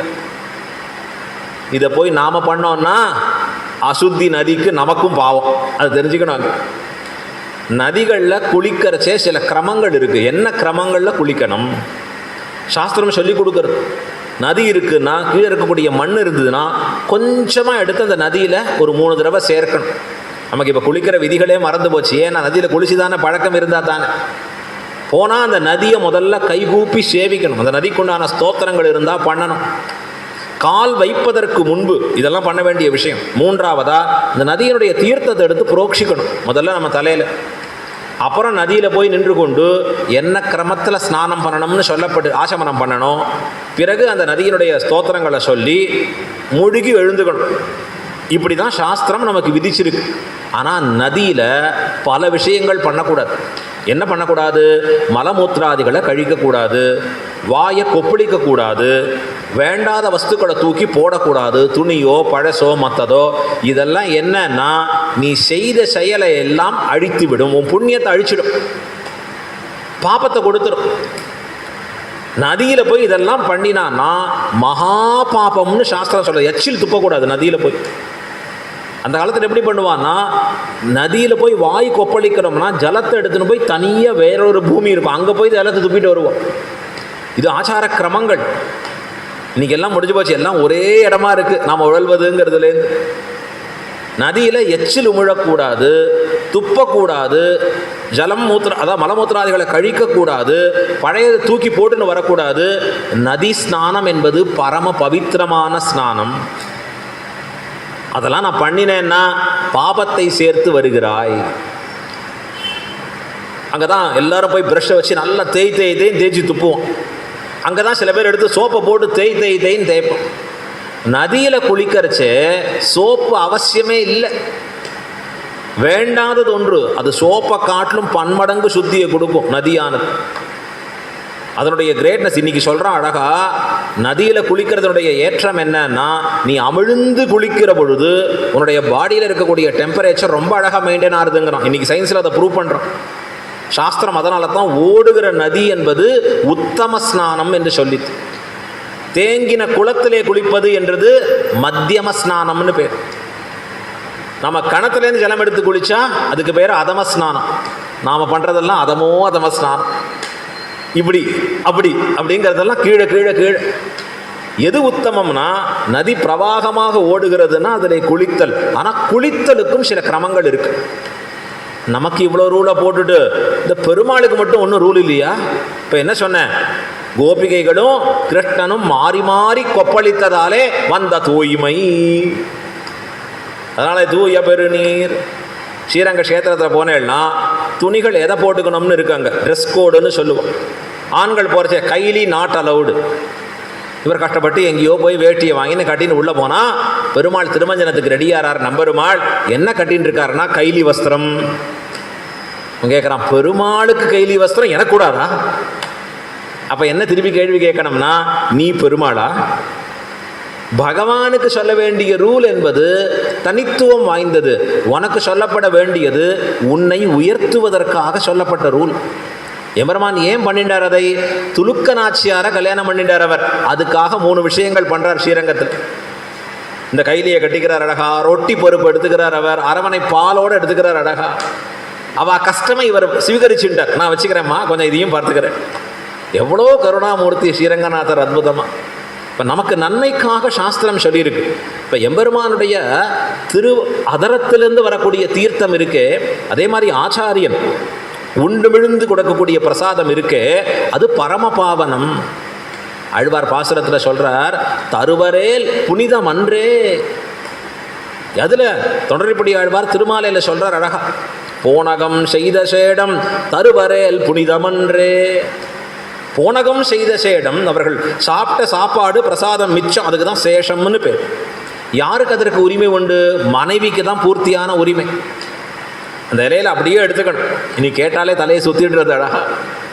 சாஸ்திரம் வகுத்து கொடுத்துருக்கிற விஷயங்கள். இதற்கு எல்லாத்துக்கும் சயின்ஸ் பேக்ரவுண்ட் இருக்குது, நம்ம புரிஞ்சுக்கிறதுக்கு காலம் ஆகலாம். இதை ஆச்சாரியனானவன் சிஷ்யனுக்கு உகந்து கொடுக்கணும். ஸ்ரீரங்கத்தில் ஒரு சிஷ்யன் இருக்கார், அவருக்கு பேர் என்னர்னர் மோர் முன்னார் ஐயன். அவருக்கு ஆக்சுவலாக குன்னத்தூர் ஐயன்னு பேர். ஆனால் அவர் பேர் எப்படி எடுத்தனார்? மோர் முன்னார் ஐயன். அப்படின்னா மோரை முன்னாடி சாப்பிடும் ஐயன்னு பேர். பேர் சாப்பாட்டோட பேர் வரணுமா சுவாமி? அப்படின்னா அவர் ஆச்சாரியன் எந்த இலையில சாப்பிட்டாரோ அந்த இலையில அவருக்கு சாப்பிட்ற பாக்கியம் நாள்தோறும் கொடுப்பா. அது பரம பாவனம், அது பரம பாக்கியம். அது இந்த சேஷப்பிரசாதம் அவர் எடுத்துக்கிறச்சே எப்படி எடுத்துப்பார்னா, முதல்ல ஆச்சாரியன் சாப்பிட்ட எது முடிச்சிருக்கார் அவர் லாஸ்ட்லன்னா மோர் சாதம். இவர் முதல்ல மோர் சாதத்துலேருந்து ஆரம்பிப்பார். ஏன்னா அந்த டேஸ்ட் அப்படியே மாறக்கூடாது. இவர் வேறொன்று எடுத்து அது மாறிடக்கூடாது. அப்போ சொல்கிறார் அழகா, போனகம் செய்த சேடம் தருவரேல் புனிதமன்னே. இதைத்தான் ராமானுஜர் ஆசைப்பட்டார். யார்கிட்ட? திருக்கச்சி நம்பிகளிடத்திலே. காஞ்சிபுரத்தில் இருக்கிறச்சே திருக்கச்சி நம்பிகள், உங்களுடைய சேஷப்பிரசாதம் வேணுமே, அடியனுக்கு வேணுமே. டக்குன்னு இவர் எப்போ இல்லையோ அப்போ வந்து அமுது செய்தார், போயிட்டார் திருக்கச்சி நம்பி. ஏன் கொடுத்துருக்கலாமே, சுலபத்தில் கொடுக்க மாட்டா. அது மட்டும் இல்லை, சாஸ்திர மரியாதையை பெரியோர்கள் மீற மாட்டார்கள். சாஸ்திரம் ஒரு விஷயம் சொல்லியிருக்குன்னா, இந்த வர்ணம் இந்த ஆசிரமம் வர்ணாசிரம தர்மங்கள் மீறப்படக்கூடாதுன்னா பெரியோர்கள் அதை கடைபிடிப்பார்கள். திருக்கச்சி நம்பிகள் அப்படி கடைபிடித்தார் அழகா. அகலே ராமானுஜருக்கு முடியாது என்று மறுத்தாருங்கிறத நாம் பார்க்கிறோம். இப்போ அது கிடைச்சதுன்னா பரம பாக்கியம். இப்போ அதை போல பகவானும் அவனுடைய தூய்மையான அடியார்களும் மாறி கொப்பளித்தால் நாம செய்தால் அது பாபம், எம்பெருமான் செய்தால் அது பரம பவித்திரம். ஆகையால இந்த நதிக்கு என்ன பேரு? தூய பெருநீர். இல்லை, மூன்றாவதா ஒரு அர்த்தம் இருக்குன்னு. என்ன மூன்றாவதா அர்த்தம்? அந்த நதியினுடைய தூய்மை என்னன்னா, மேலேருந்து பார்த்தா அடியில் இருக்கிற வஸ்து என்னவோ அது பல பலன்னு தெரியுமா, கண்ணாடி மாதிரி தெரியும். அப்படிப்பட்ட தூய்மையான நதியா போயிட்டு. இன்னைக்கு ஏதான ஒரு நதி அப்படி விட்டு வச்சிருப்போமா? நாம என்னெல்லாம் வேண்டாது இருக்கோ எங்க சேர்க்கணும்? நதியில சேரு, எல்லாம் அங்க சேரு. அங்கதான் சிரமங்களே ஆரம்பிக்கும். அதுக்கப்புறம் என்ன பண்ணணும்? யாரோ ஒருத்தர் வரணும், பல ஆயிரம் கோடி ஒதுக்கணும், நதியை தூய்மைப்படுத்துகிறேன். நாமளே ஒழுங்கா இருக்கலாமோ இல்லையோ, நாமளே தூய்மையா வச்சிருக்கலாமோ இல்லையோ, சாஸ்திரம் சொன்னபடி கேட்டிருக்கலாமோ இல்லையோ, எவ்வளவு பரம பவித்திரம். நதியில தான் நாள்தோறும் ஸ்நானம் பண்ணுவோம் ஆச்சாரியர்கள். ஸ்ரீரங்கத்தில் போனால் இன்றைக்கும் நாம் அதை போய் சேவிக்கலாம் அழகா. ராமானுஜர் குளித்த துறை இருக்கு, அவருடைய ஆளவந்தார் அவர் குளித்த துறை இருக்கு. அதுக்கு ஒவ்வொன்றுத்துக்கும் பேர் இருக்கு. ஆளவந்தார் படித்துறை, ராமானுஜர் குடித்த இடத்துக்கு தவராசன் படித்துறை. இதெல்லாம் ஹிஸ்ட்ரி, நான் சொல்றதெல்லாம் 1000 வருஷத்துக்கு முன்னாடி நடந்த இடம் இன்னைக்கும் ஸ்ரீரங்கத்தில் இருக்கு. நாம் எங்கே சேவிச்சிருக்கோம்னு தெரியாது, அவ்வளோ ஒரு தன்னேற்றம் அது. இப்போ இங்கே வருவோம், தூய பெருநீர் யமுனை துறைவனை. தூய நீர்னு சொல்லியாச்சு, பெருநீர்னு சொல்கிறாடே. யமுனை அப்படி பெருக்கெடுத்து ஓடித்துனா எப்படி இருக்கும்னா கடல் போல இருக்குமா, ரொம்ப ஆழமாக இருக்குமா, கம்பீரமாக இருக்கும். ஆகையாலே தூய பெருநீர். அடுத்தது சொல்கிறார் யமுனை துறைவனை. கிருஷ்ணனுக்கு பேரே என்னாச்சுன்னார் யமுனை துறைவன். கிருஷ்ணன் எங்கே பார்க்கலாம்? அவன் எப்போ அங்கே தான் பார்ப்பான். போங்கப்பா இந்த யமுனா நதி தீரத்தில். சில பேரை நம்ம பார்த்து சொல்லுவாள், எங்கே? அங்கே போய் உட்காந்து ராட்டை அடிச்சுட்டு இருப்பான், போய் பாருங்கோ. இல்லை, இந்த ஃப்ரெண்டாத்தில் இருப்பான். கிருஷ்ணனுக்கு எந்த பேருன்னார், எப்பவும் யமுனா நதி கரையிலே இந்த கோபிகா ஸ்திரீகளோடு ரமித்து இருக்கக்கூடிய பகவான். அதுவே அவனுக்கு பேராச்சு, யமுனை துறைவனை. ஆளவந்தாருக்கு அற்புதமான ஒரு திருநாமம் யமுனை துறைவன் அப்படிங்கிற திருநாமம். நம்முடைய பூர்வாச்சாரிய பரம்பரையில் நம்ம கிடச்சிருக்கிற ஒரு பாக்கியம் அது. நாதமுனிகள் அங்கே இருக்கிறச்சே அழகா இந்த பேரன் பிள்ளையானவர், இந்த பேரனுக்கு உண்டான திருநாமம் இது அமைய பெற்றது, யமுனை துறைவன் என்கிற திருநாமம். இப்போ யமுனை துறைவனை, தூய பெருநீர் யமுனை துறைவனை, ஆயர் குலத்தினில் தோன்றும் அணிவிளக்கை. ஆயர் குலத்திலே தோன்றி இருக்கக்கூடிய பகவான், பகவானுடைய அவதாரத்தால இந்த ஆயர் குலம் இருக்கே, இடையர் குலம் இருக்கே, இது பெருமை பெற்றது. இப்போ சொல்லுவா, எங்கள் குலத்தில் பிறந்தாம்பா எம்பெருமான், யாதவர்கள் எங்கள் குலத்தில் அவதாரம் பண்ணான் இல்லையா? எவ்வளோ ஒரு தன்னேற்றம் அது. அந்த ஆயர் குலத்தினில் தோன்றும், தோன்றுமா பிறந்தானான்னா ரிஷி சொன்னார், தேவகி பூர்வ சந்தியாயாம் ஆவிர்பூதம் மகாத்மனா. தேவகியினுடைய கர்ப்பத்திலே பகவான் ஆவிர்பூதம் தோன்றினான். ஏன் கர்ப்பவாசம் இருந்துதானே பிறந்தான். தோன்றினான்னா கிழக்கு திக்கிலே சூரியன் தோன்றுகிறது. சூரியன் கிழக்கில் வருது. கிழக்கு திக்குக்கும் சூரியனுக்கும் என்ன தொடர்பு? அந்த தொடர்பு தேவகி வயிற்றுக்கும் பகவானுக்கும். அப்படின்னா தொடர்பற்றதாக இருக்கும். கிழக்கு திக்கில் தான் வரா மாதிரி இருக்கும், ஆனால் தொடர்பற்றதாக இருக்கக்கூடியது. அதை போல பகவான் தேவகி வயிற்றிலிருந்து ஆவிர்பவித்தான், தோன்றினான். ஆயர் குலத்தினில் தோன்றும், தோன்றதால என்னாச்சுன்னா அணிவிளக்கை. அந்த ஆயர் குலத்தையே உலகம் போற்றும்படியாக செய்த பகவான், அதை பிரகாசப்படுத்தினான். மங்கள தீபமாகத்தானும் எழுந்தருளி நின்றான். இது எதெப்படி இருக்குன்னார், பரமபதத்தில் கூட அவனுக்கு அவ்வளவு பெருமை இல்லையா. திருவாய்ப்பாடியில் வந்த பிறகு இவனுடைய ஔஜ்வல்யம், அந்த விளக்கினுடைய அந்த சுடரானது இருக்கிறதே நன்றாக சுடர்விட்டு எரியும்படியாக இங்கே மாறித்தான் திருவாய்ப்பாடியில். ஏன்? பரமபதத்தில் எல்லா குணங்களும் வெளியில் தெரியாது. அங்கே இருக்கிறவர்கள் எல்லாம் அனுபவித்தவர்கள். ஆனால் இங்கே வந்து கிருஷ்ணாவதாரத்திலே அவனுடைய எல்லா நற்பண்புகளும் உலகோர்கள் தெரியும்படியாக அமையப்பெற்றது. ஆகையால தான் சொன்னார் தோன்றும் அணிவிளக்கை. ஆச்சாரியர்கள் ரொம்ப அழகாக சொல்லுவார். திருவேங்கட மாமலை மேலே 7 மலை மேலே அழகான ஒரு திருவேங்கடமுடையான் எழுந்தருளி இருக்கார். பரமபதத்தில் அதே பகவான் பரமபதத்தில் இருக்கார். அவர் தான் வைகுண்ட நிலையம் தான் இன்னைக்கு ஸ்ரீனிவாசனாக இருக்கார். வைகுண்ட நிலையனா இருக்கிற பகவானுக்கும் திருவேங்கடமுடையானுக்கும் என்ன வித்தியாசம் கேட்டுண்டார் அழகா. அங்கேருந்து ஆச்சாரியர்கள் ரொம்ப அற்புதமாக சொல்றார். ஒழிவில் காலமெல்லாம் உடனாய் மன்னி வடிவிலா அடிமை செய்ய வேண்டும் நாம் தெழிகுரல் அருவி திருவேங்கடத்து எழில்கொள் சோதி எந்தை தந்தை தந்தைக்கே. இது திருவாய்மொழியில் வரக்கூடிய பாசுரம். அவருக்கு என்ன பேர்? எழில்கொள் சோதி. அழகுமிக்கதாக இருக்கக்கூடிய உயர்ந்த சோதி திருவேங்கட மாமலையில் இருக்கக்கூடிய சோதி. அப்படின்னா என்ன அர்த்தம்னா, அங்கே வியாக்கியானம் பண்ணுகிறார் நம்பிள்ளை, பரமபதத்தில் இருக்கக்கூடிய சோதி அது கொஞ்சம் டல்லான சோதிப்பா, திருவேங்கட மாலையில் இருக்கிற சோதி தான் எழில்கொள் சோதி. அப்படின்னா புரியலையேன்னார். 12 மணிக்கு மத்தியானம் நல்ல உச்சி வெயில், ஏப்ரல் மேலே ஒருத்தர் கிடுகிடுகிடுன்னு இந்த விளக்கை எடுத்துன்னு போய் மேலே 12 மணிக்கு வச்சு அங்கே உச்சி வெயிலில் விளக்கேற்றி உலகமே வெளிச்சத்தில் இருக்கணும் அப்படின்னா அவரை பார்த்தான்னா சுவாமி ஏதோ ஆட்சி போல் இருக்கு அவருக்கு. மத்தியானம் 12 மணி உச்சி வெயில் மொட்டை மாடியில் ஏற்றுறாரு. இதை போலத்தான் பரமபதத்தில் இருக்கக்கூடிய பகவான் எப்படி இருப்பான்னார், பகல் விளக்கு பட்டு கிடக்கும். அவர் பகல் விளக்கு போல. அப்படின்னா என்ன அர்த்தம்? விளக்கு இருந்தும் பயனில்லை, ஏன்னா ஏற்கனவே சூரிய வெளிச்சம் இருக்கு. அங்கே நித்திய சூரியர்கள்லாம் ஞானத்தில் பூர்த்தியாக இருக்கா. இவன் தன்னுடைய குணங்களை என்ன காண்பிக்கிறது இருக்கு. ஆனால் திருவேங்கடமுடையான் என்ன தெரியுமா, எப்படிப்பட்டவன் தெரியுமான்னா, அது குன்றின் மேலிட்ட விளக்காயிருக்கும். ஒரு குன்றின் மேலே வைத்திருக்கக்கூடிய விளக்கு கீழே இருக்கக்கூடிய ஊருக்கே அது வெளிச்சத்தை கொடுக்கிறா போலே திருவேங்கடமுடையான் இந்த நிலவுலகிலே திருமலையிலே வந்த பிறகு தன்னுடைய வாத்சல்யம் முதலான குணங்களாலே நம்மை தன்பால் ஈர்க்கிறான். அதையால தான் அவனுக்கு என்ன வேணும்? எழில்கொள் சோதி. எழில்கொள் சோதின்னு கொண்டாடுற. அதை போறதான் இந்த இடத்துல ஆயர் குலத்தினில் தோன்றும் அணிவிளக்கை. அடுத்தது சொன்னார், தாயை குடல் விளக்கம் செய்த தாமோதரனை. தாயை குடல் விளக்கம் செய்த, தாயை குடல் விளக்கம் செய்தானா எம்பெருமான். அப்படின்னா உலகத்தில் இருக்கக்கூடிய பல பேரை பார்த்து கொண்டாடுகிறாளாம். தாமோதரன் ஒரு திருநாமம் பெற்றான் எம்பெருமான். தாமோதரனை தனி முதல்வனை ஞாலமுண்டவனை. ஆழ்வார் கேட்கிறார் தாமோதரனை. 12 திருநாமங்களில் கடைசி திருநாமம் தாமோதரன். பெருமாள்து 12 திருநாமமாக தான் தெரிஞ்சுக்கணும். கேசவன், நாராயணன், மாதவன் இப்படின்னு வரக்கூடிய 12 திருநாமங்கள் இருக்குது. இதில் லாஸ்ட்டாக வரக்கூடிய தாமோதரன்கிற திருநாமம் எதை காண்பிக்கிறது? தாம உதர பந்தனம்.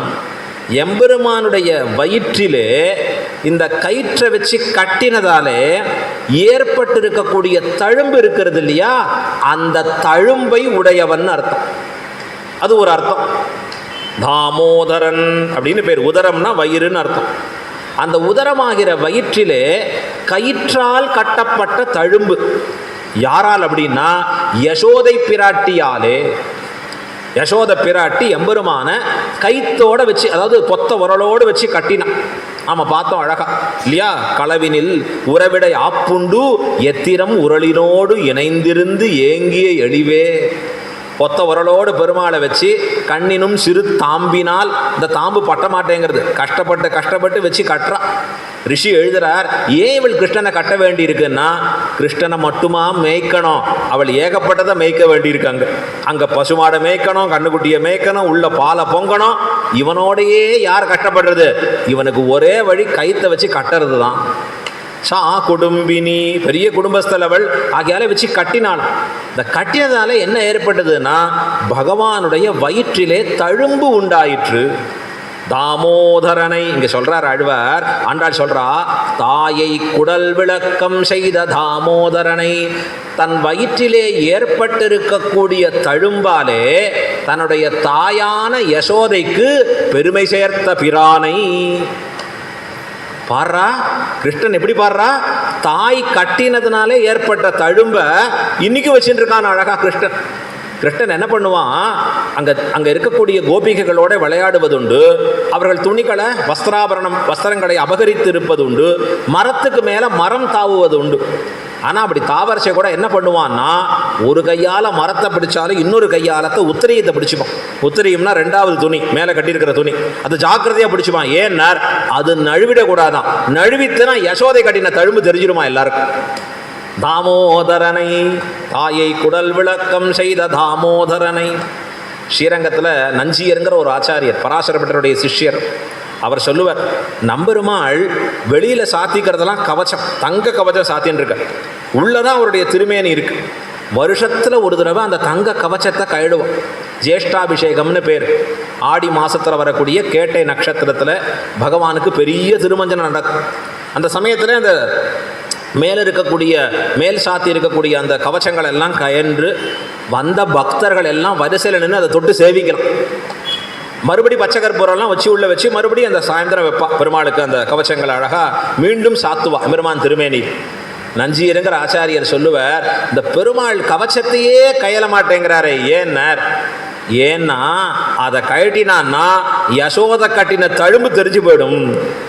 அது நம்பெருமாள் அதை மறைக்கிறதுக்காகவே இந்த கவச்சங்களை சாத்தி கொள்ளுகிறார் என்று நஞ்சியர் அருளி செய்வர் அப்படின்னு காண்பிக்கிறார்.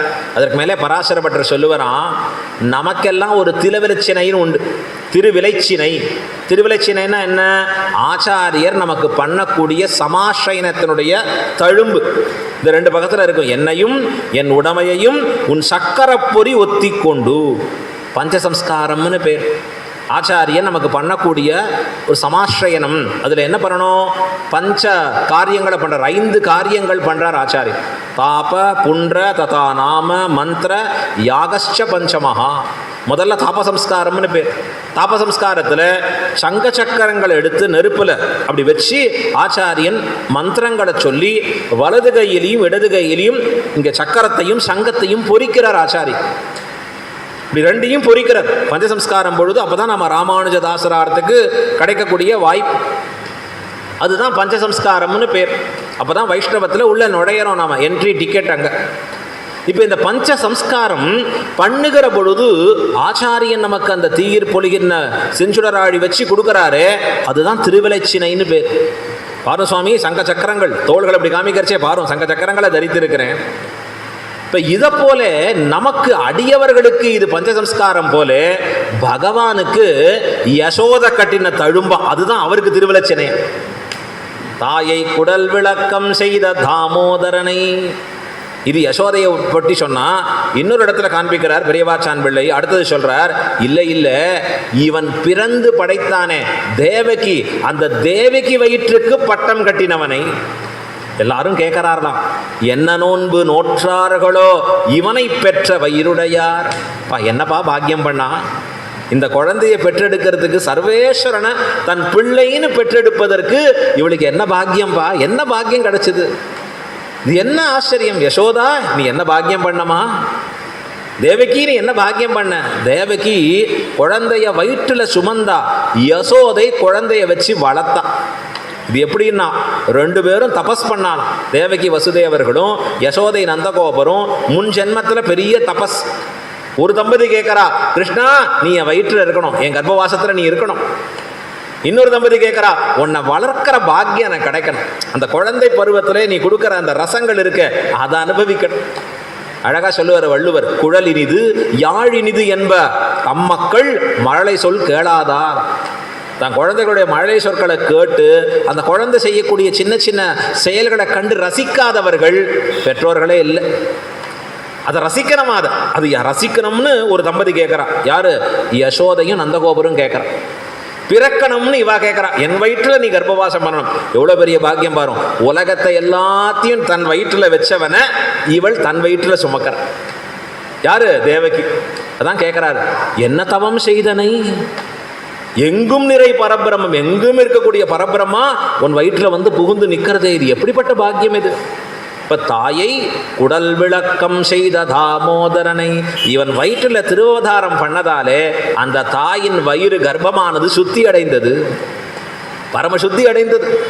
சர்வேஸ்வரன் உள்ளேன்னா வந்து பிறந்தான் அழகா. இது எவ்வளோ பெரிய பாக்கியம்.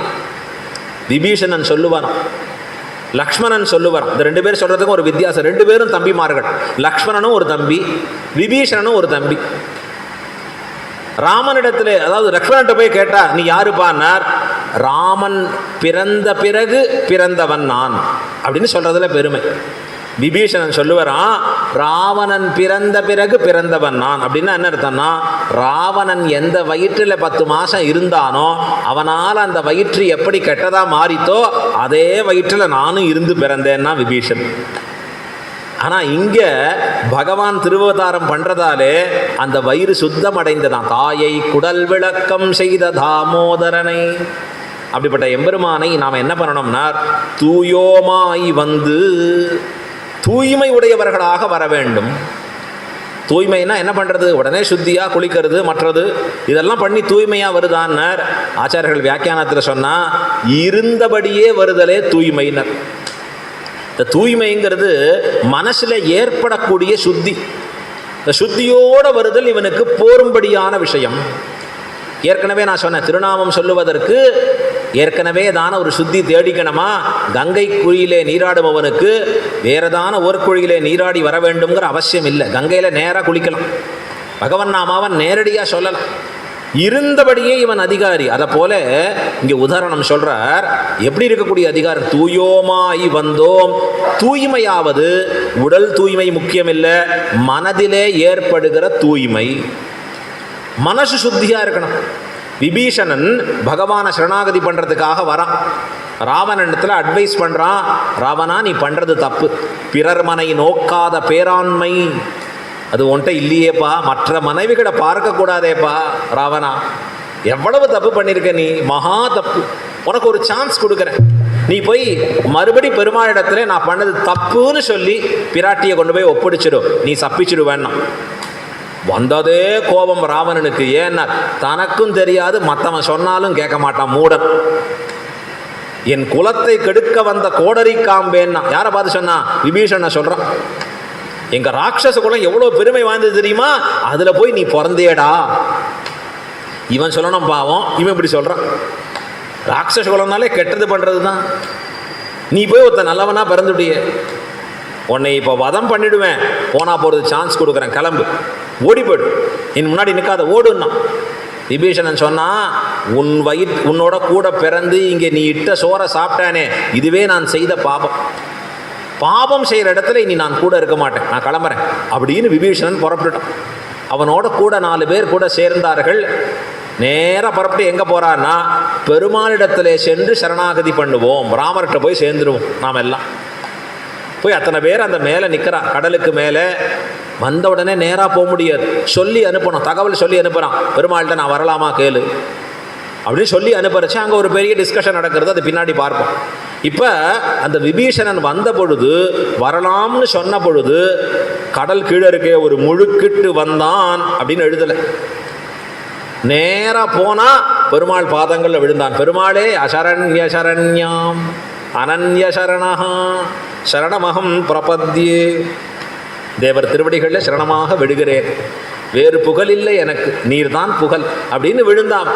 பெருமாள் அங்கீகரித்தாராம். இப்போ விபீஷணன் வந்தானே, எங்கே குளிச்சான்?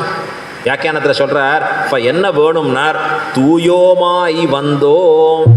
மன தூய்மையோடு வருதல். மன தூய்மை என்றால் எம்பெருமானுக்கே அற்றுத்தீர்ந்தவராக வருதல், வேறொன்று எதிர்பாராதே வருதல். இப்போ வரோம், திருப்பாவை கேட்பறோம், கேட்கிறதே பயனாக வருதல். அதான் சொல்றார், தூயோமாய் வந்தோம். தூயோமாய் வந்து நாம் தூமலர் தூவி தொழுது. நாம் என்ன பண்ணணும்னா, தூய்மையான மலர்களை எடுத்து, இந்த மலர்கள் எப்படி தூய்மை, எது தூய்மைன்னு சொல்லலாம், மலர்களை வேறு பயன் கருதாது எம்பெருமான் திருவடி கீழ் சேர்ப்பதே பயனாக பண்ணுகிறோமே, அதுதான் தூமலர்ன. அழகாக சொல்லி காண்பிக்கிறார் ஆச்சாரியர்கள். பல இடங்களில் பல பிரமாணங்களை காண்பிக்கிறார். மிக்க சீர் தொண்டரிட்ட பூ, மிக உயர்ந்திருக்கக்கூடிய தொண்டர்கள் பிரீத்தியோடே பகவானுக்கு சமர்ப்பிச்சாலே அதுதான் தூ மலர். பகவான் கீதையில் சொல்கிறார், பத்திரம் புஷ்பம் பலம் தோயம். இதுன்னா என்ன அர்த்தம்? பத்திரம்னா இலை, புஷ்பம்னா புஷ்பங்கள் பூக்கள், பலம் பலம் என்றால் பழங்கள், தோயம் என்றால் நீர் தண்ணீர். நீ எதை வேணா கொடுடா எனக்கு, நீ இலையை போட்டாலும் சரி, புஷ்பத்தை போட்டாலும் சரி, எதை வேணா கொடு, எனக்கு தண்ணீரை கொடுத்தாலும் சரி. ஆனால் எப்படி கொடுக்கணும்னா யோமே பக்தியா பிரயச்சதி, பக்தியுக்தனாக கொண்டு கொடு, பிரீத்தியோட எம்பெருமான் திருவடி கீழ் சமர்ப்பிப்பவனாக கொடு, அதை நான் சுமந்து நிற்கிறேன். பெருமாளுக்கு வேண்டியது நீ எதை கொடுக்கறன்னு இல்லை, பிரீத்தியோட கொடுக்கறியா அதை. திருவேங்கரமுடையானுக்கு ஒரு ராஜா, அவனுக்கு ரொம்ப பெருமாள்கிட்ட பிரீத்தி, தொண்டைமான்னு பேர். இந்த தொண்டைமான் சக்கரவர்த்தி எப்படிப்பட்டவனா இருக்கான், திருவேங்கரமுடியான் போய் சேருவதற்கு அவன் வீட்டிலேருந்து ஒரு சுரங்கப்பாதை வச்சிருக்கான், அரண்மனையிலேருந்து. அவ்வளவு பிரேமம். பெருமாள் அவனுக்கு சண்டை வரைச்சேன்னா இவர் தான் சக்கரத்தாழ்வாரை கொடுத்து வச்சிருப்பார், நீ பார்த்துக்கோ ராஜா, நல்லபடியா இருக்கணும். என்ன பெருமாள்கிட்ட எவ்வளோ பிரீதி தெரியுமா, அவன் ஸ்வர்ணத்தால் பண்ணுற புஷ்பங்களை கொண்டு போய் அந்த பெருமாளுக்கு அர்ச்சனை பண்ணுவான். யாருக்கு, திருவேங்கட மாமலையில் போய் ஸ்வர்ண புஷ்பங்களால். இன்றைக்கும் அந்த பெருமாளுக்கு ஸ்வர்ண புஷ்பங்களை அர்ச்சனை நடக்கிறது பார்த்துருக்கோம். ஆனால் இவன் ஸ்வர்ண புஷ்பங்களை அர்ச்சனை பண்ணிட்டா அடுத்த நாள் போய் பார்த்தா அந்த புஷ்பம்லாம் கீழே இருந்திருக்கும், கீழே கிடக்கும். ஆனால் ஒரு மண்ணால் செய்த புஷ்பங்கள் மட்டும் திருவேங்கடமுடையான் திருவடிகள்லையும் தலையிலையும் இருக்கும், திருமுடியிலையும். இந்த ராஜாவுக்கு ரொம்ப டவுட், என்னடா அது டெய்லி நாம் பண்ணுறதெல்லாம் கீழே கிடக்கு, மண்ணாலான புஷ்பம் இருக்குது. பெருமாள் பார்த்தார், ராஜா உனக்கு இதற்கு பதில் தெரியணுமா, சொப்பனத்தில் ஒரு ஊரை காமிச்சேன், போ அங்கே போய் பாருன்னு. கீழ் திருப்பதியில் ஒரு கிராமம், குக்கிராமம். இந்த ராஜா போகிறான், தேடிண்டு போனால் பெருமாள் காமிச்ச இடத்துல ஒரு குயவன் உட்காந்துட்டுருக்கான்.